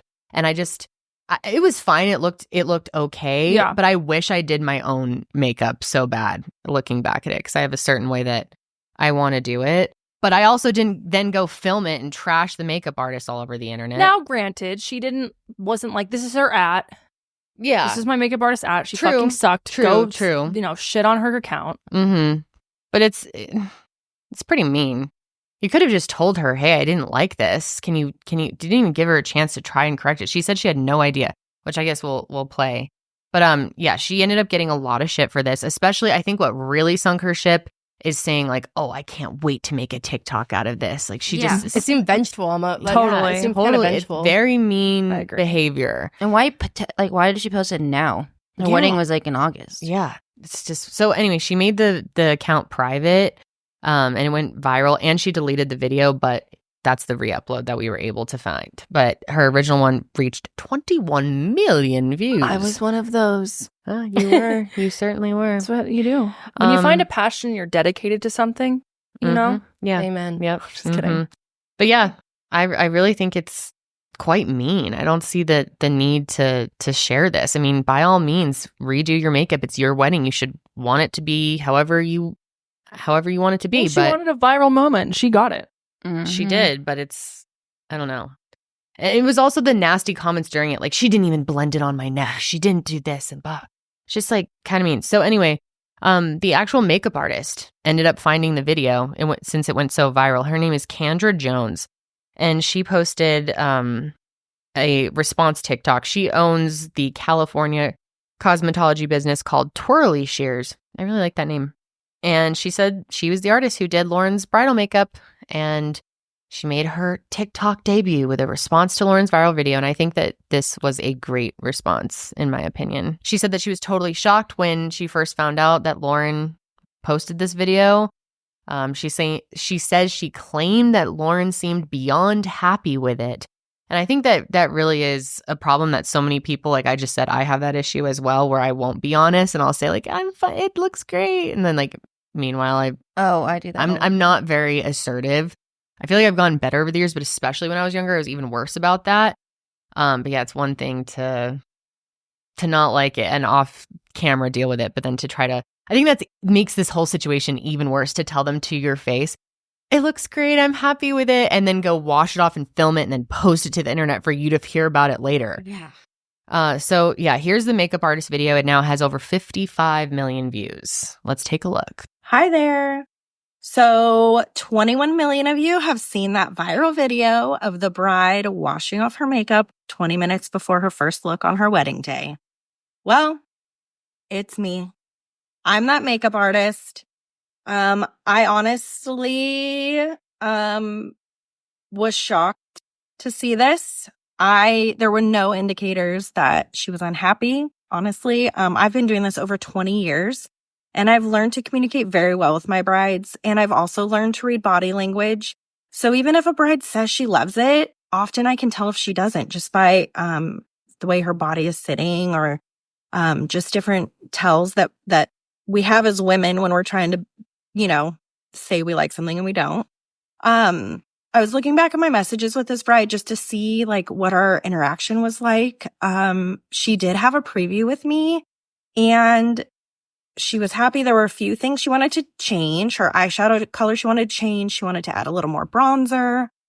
She did mention in her message that she loved her lip and cheek color. So I kept that the same. On the wedding day, I made the changes that she asked for, and it seemed to me that she was happy. She gave me the biggest smile I've ever seen of a bride. And yeah, I had no idea. Also, her wedding was in August, so it's been several months now. I had no idea she was unhappy. And her washing off her makeup doesn't really bother me. It's her money down the drain. The thing that hurts is who the bride was. I'm not even on TikTok, so I had no idea this was happening. One of my artists saw this and saw that it was going viral and reached out to me. And when she told me what was going on, I was trying to think of which bride it could possibly be. And when I saw that it was this specific bride, that's what hurt. Because this bride, she was so sweet. She was so easy to work with, so kind. She's a fellow Jesus lover like me. So I felt like we had that in common, which was cool. So that's what hurts, is that the character of the bride that I thought is not what was there. And that's just what hurt the most. But it is what it is. Can't change it now. All we can do is move forward and learn from this. So, brides, if you're getting married, you don't have to hire a makeup artist. There's nowhere that says that you do. If you love the way that you do your own makeup, then do it on your wedding day. Also, if you do hire us makeup artists, you are not going to offend us. You're paying for our service, and it's our job to make sure you're comfortable. And so just communicate. Let us know what's going on.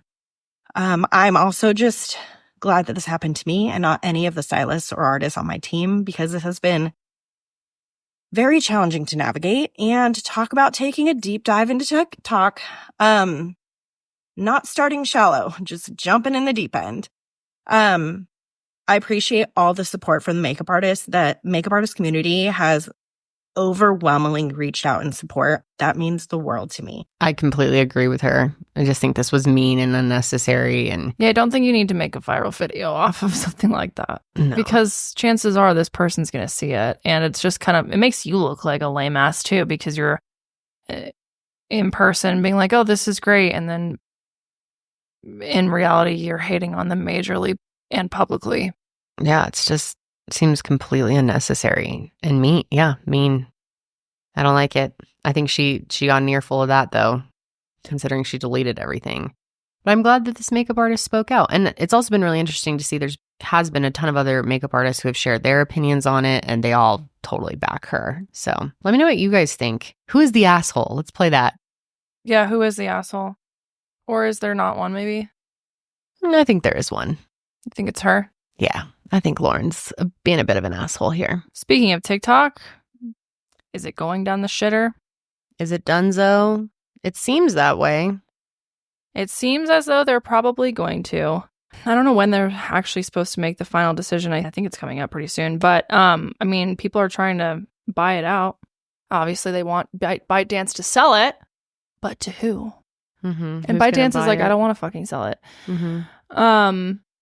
Now, there's a lot of different discussion of like, who could possibly buy it? Could Kevin O'Leary possibly buy it? I have heard that Mr. O'Leary, Mr. Wonderful, wants to buy it. Why doesn't he just do it then? He's all talk. Because they have to be willing to sell it. That's true. Yeah. They're not trying to sell it right. But would he actually do it? I don't know. Does he have the money to do it? I know he's like massively wealthy, but I'm assuming it would cost a pretty penny. Yeah, I don't know. Also, Project Liberty has come out and been like, we would be willing to put a bid out to buy it. I don't think it'll get banned because Donald Trump's going to save it. You have that much confidence in him? No. But he did say that he would prefer that they essentially he asked the Supreme Court to pause on the law so that once he gets into office that he could maybe pursue a political resolution. It's interesting because he was one of the ones that really wanted it banned initially, but things have changed now. He's done pretty well on the platform. It should not be banned. I agree. I think it's ridiculous. It's against our First Amendment rights. Mm-hmm. I don't understand why they're so concerned about banning it for security reasons. Like, come on, every company. Don't bullshit me. Our data's gone, okay? Don't fucking pull that crap. Mm-hmm. And it's so funny because there's been other apps that are kind of like popping up now, like Lemon8, Neptune, and then there's this other one called Red Note that is owned by China, and it's most of its users are in China, but people in the U.S. are starting to download it and go on there and like be like, "Hey, what's up?" And the CEO actually put out their own little video on the platform. It was like, "What's up? Welcome." But it's funny because that app is owned by China. So basically it's a bunch of Americans giving the middle finger to our own government, being like, "Oh, you're so concerned that we're using like a Chinese website, but you can't stop us. We're going to go on this next app." You know what I mean? It's just there's so many other fucking things that could be a priority that our government chooses this. And are we shocked? No. And it's really just sad. I mean, so many people have started built really big careers on this platform. They're going to be totally screwed. So many small businesses. TikTok Shop is huge now. And is also a great source for information. It can be a horrible source for information as well, but a lot of people are able to get eyes on. In the true crime world, it's really huge. People that are in dire financial situations are able to gain support and seek community. There's a huge population of people with various disabilities that have really built community there as well. So it's been a real source of good for millions and millions of people. And I really feel bad for people that really utilize it in that way. Definitely, I agree. All right, here's a game for you. Guesstimate how much TikTok Shop revenue has brought in has created in 2024. Oh my God. Billions, right? Billions and billions. Billions. Let me guess, like 5 billion. Estimated somewhere between 17.5 to 32 billion. Holy shit. Just in 2024. Wow. Just in 24? In 2023, revenue was only 349 million. That's how much it's grown in 1 year. The TikTok Shop, 2024 was like the year of TikTok Shop. Oh, I bought so many things off TikTok Shop. Tons of jeans. I'm always buying jeans on TikTok Shop. But isn't that crazy? That is crazy. It's a lot of fucking money. Yeah, that is. A lot of money to be made. Yeah, and people have taken businesses like from nothing to huge thriving businesses just through TikTok alone. Mm-hmm. Sucks. Mm-hmm. Yeah, which by the way, I think people are confused. Like even if this was to get banned, it's not like all of a sudden the app just dissipates off of your phone. Yeah. It's more so that they would most likely make Apple and Google illegal to provide updates and take it off of the App Store. To download if you don't already have it. If you don't already have it, you can't download it. If you already have it, that's fine. You can still use it, but you can't update it in the US. So therefore, eventually it's going to die off because, it's not going to be able to keep itselp updated. Which I have seen people explain that there's like workarounds to get the updates, but it's also illegal apparently to do it that way. Yeah. I think it's illegal for sites to host it. I think it's okay for you to do a VPN because I just watch a TikTok on it in the bathroom. But if you're updating a banned app, well, no, you'd have to go through the website through the web version, which like is the average version. person going to do that? Like maybe some people can, but well, you like, could go majority through of users desktop version and use the latest version, but like the desktop no one who the fuck is on desktop on TikTok. It's not like a good way to use the app. It sucks on that platform. So it will probably die out if this goes through, unless Trumpy boy saves it, or unless like someone else buys it, which I don't know. I just can't. Maybe they will. I don't know. I don't think it'll be banned. And even if it is, I could see them banning it and then somehow coming up with some sort of solution over time to where it comes back and they're able to then bring it back on the app stores. So let's say it really is banned and it's dead and that's the end of TikTok. Where is the next TikTok going to be? That's what I'm saying. We were talking about it this weekend. It's certainly not going to be Instagram Reels. Instagram That place Reels is a dumpster the fire. Worst fucking. I hate Instagram Reels. It's so nothing. bad. I don't laugh on Instagram Reels. No. Why do I go on TikTok? Because I'm trying to fucking laugh. Yep. First off, the content is great, but what's really great are the comments on people's TikToks. Yes. Like that shit is priceless. It is. Instagram Reels is a piece of crap. There's no form of like trends on Instagram Reels. It's horrible. It's oftentimes like really upsetting content or like bizarre, creepy weird AI shit. or like stuff Weird that's disturbing stuff. about animals. Yeah, fetish stuff. That's weird for you guys. I never get stuff on my algorithm that I would watch. My algorithm on Instagram Reels is superb. I love mine. Do you use it a lot? Mm-hmm. Maybe that's why. I just like I'll scroll like one time and then I'm like, what the fuck when am I doing? got kicked off, I had to use it for a week and I was like, this is trash. Yeah. I get these weird AI babies on my Instagram. I get AI babies too, Sydney. I get the AI cat of them like dressed up as hot dogs and pizza and stuff. Or like in like adult clothing and Yeah. they're like so big and they're like walking. Yes. I like the most random things that aren't even from like creators necessarily, just a random person filming their mom do something funny. That's my favorite type of content. And that just does not happen on Reels, it feels like. But yeah, there's Neptune, Lemonade, and Red Note, and I'm sure there'll be more too. Red Note sounds sexual. It does sound sexual. Oh my gosh, Sydney, that whatever video you just played over there, is that an AI baby video? Yeah, I saw that exact one like last night. Wait, can we watch an AI baby video? I have no idea what you guys are doing. Oh yeah, we can watch it. Huh. I don't know. You know what's funny too is the comments of people that think it's real. There's always someone that falls for the AI and they're like, this is exploitation of children. Wow, that one's funny. Is this supposed to just like be like a goofy thing? I don't know.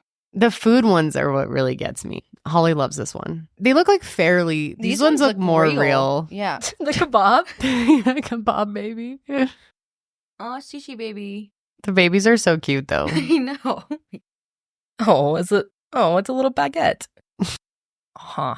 Holly thinks they're so funny because she obviously thinks they're real. Right.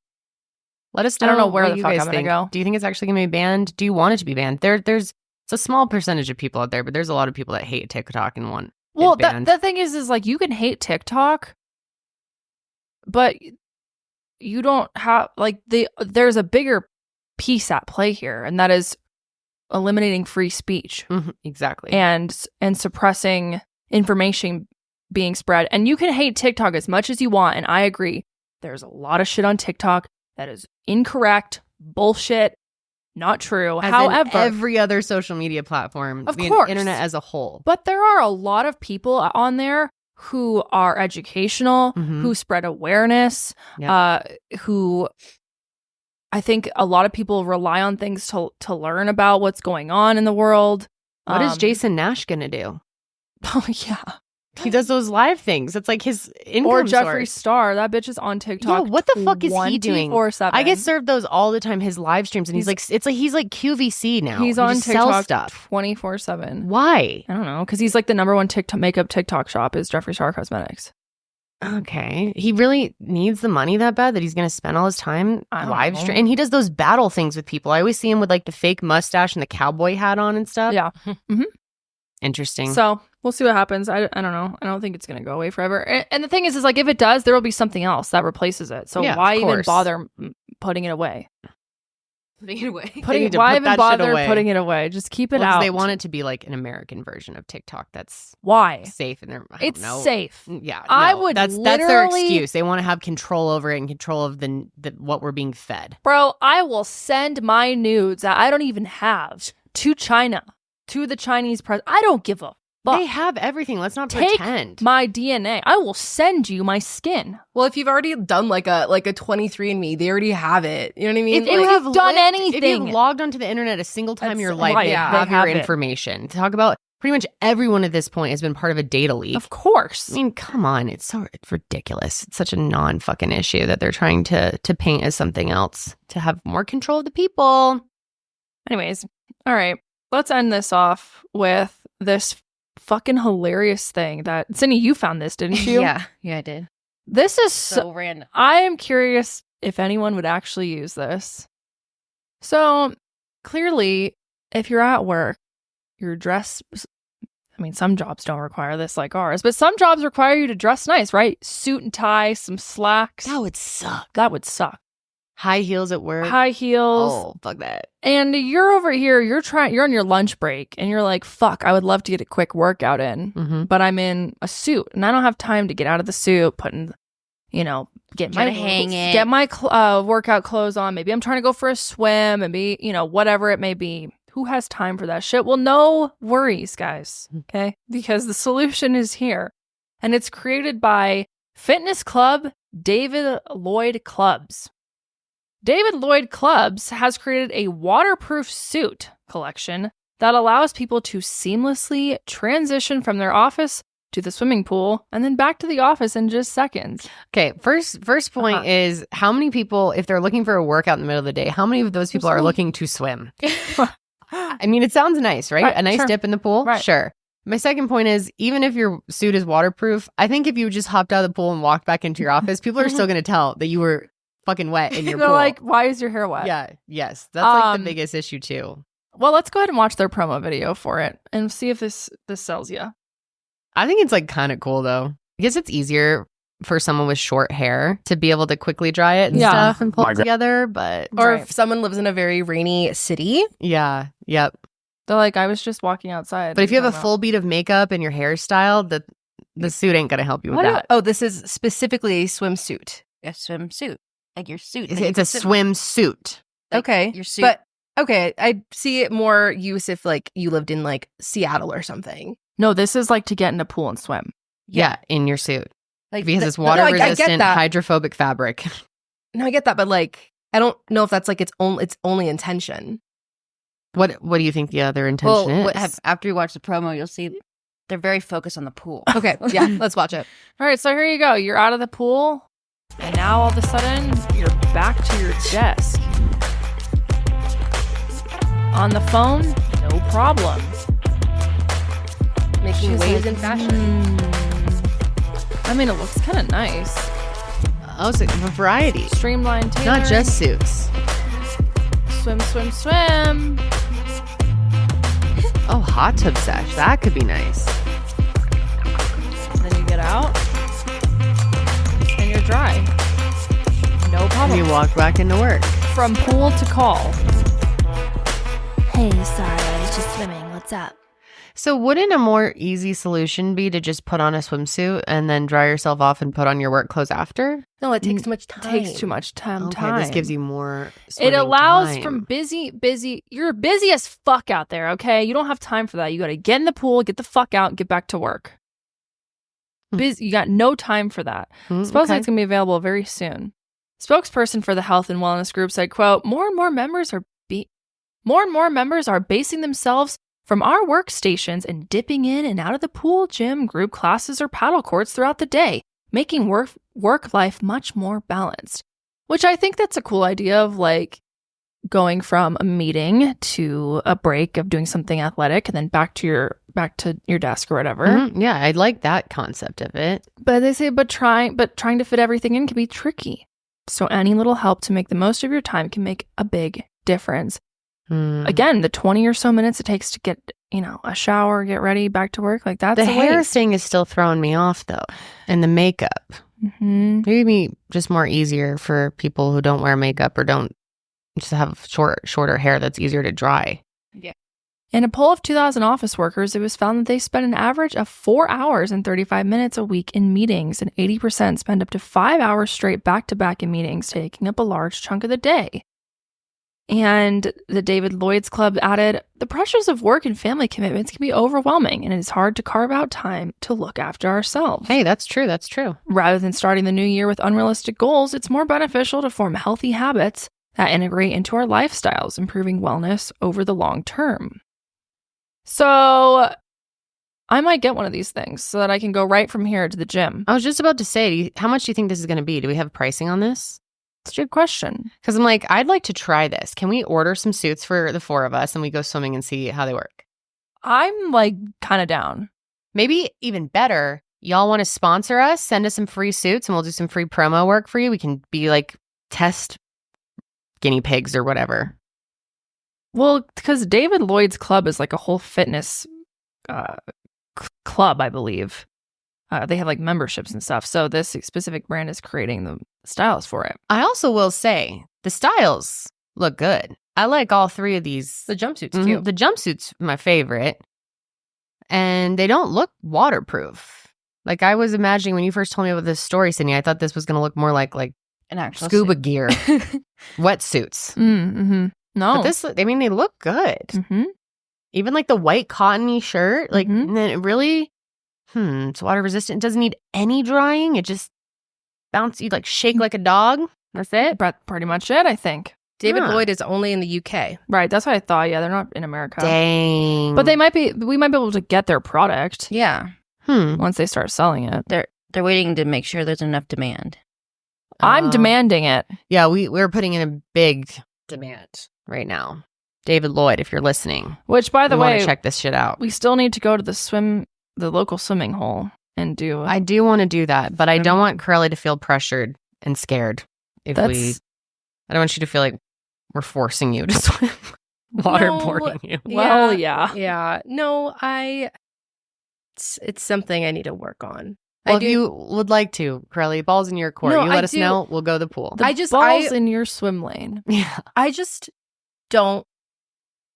One of my biggest anxieties when it comes to swimming in general is just being in a swimsuit, to be completely honest. I get that. That is common. Fair. That is like my biggest reason why I don't want to be anywhere near a pool. Dude, I've totally been like that at times in my life. I completely get that. Yeah. I think that's a very valid and common thing. Well, see, but this could be the I'm solution. literally I'm Yes, to that's say, true. Yeah. If we have a suit, that gets rid of the problem of the traditional swimsuit. We all get those jumpsuits, and the 4 of us go to the local pool and show them off.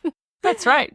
And no, they literally need to sponsor us, because if that's the case, I will 100% get into a pool. That'd be sick. But I will not be getting into a pool in a swimsuit. But I also am not going to get into a pool in regular clothes. Because if you swim with clothes on, it's so heavy. Yeah, you get way down. Yeah, this I would assume keeps you light and airy. Maybe it's good training too. If it does weigh you down a little bit, it helps the resistance thing. Yeah. It's even better for the workout.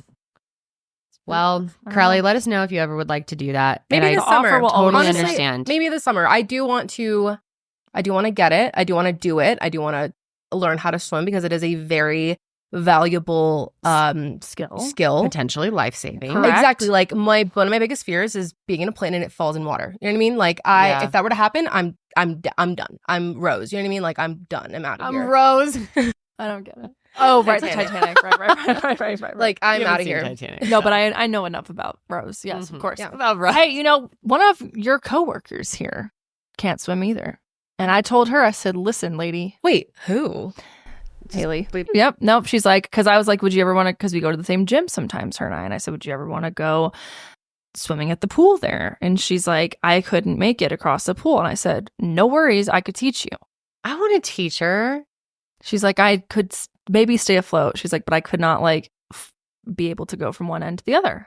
Maybe we should have a Mile Higher swim team. Swim lesson. That's our next company event. Oh, Q2 event, swimming pool sesh. We should go to Waterworld. Only if those swimsuits are sponsoring us. Oh, but only if David Lloyd or whatever. Yeah, I'm not going in a regular bathing suit. Mm-hmm. I'm wearing slacks and a button and a button up. That's waterproof. Oh, that makes me sad, you guys, but I totally get that. I still feel, even though I've lost a lot of weight, I still feel like so uncomfortable in a swimsuit.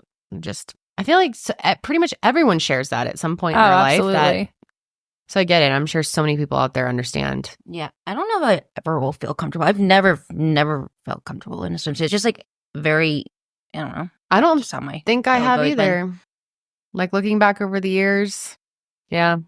Especially, and there's nothing worse than being uncomfortable in a like swim team swimsuit and also wearing a cap and goggles when you feel at your worst. That is nothing makes you feel hotter. Oh, I love that. That is sexy. Mm-hmm. Maybe people could get caps for the hair if you want to do dip during lunch. But that doesn't work. Your hair still gets wet in a cap. Gets wet. It's better though than soaked. I need a cap that actually wouldn't get your hair wet. That'd be so nice. All right, well, that is going to be it for today's sesh, you guys. Let us know your thoughts on everything we talked about. Of course, we will be back next week to talk about more whatever pops up. That's right. But until then, we love you. We'll see you in the next sesh. Until then, keep it friggity fresh. That was cringe.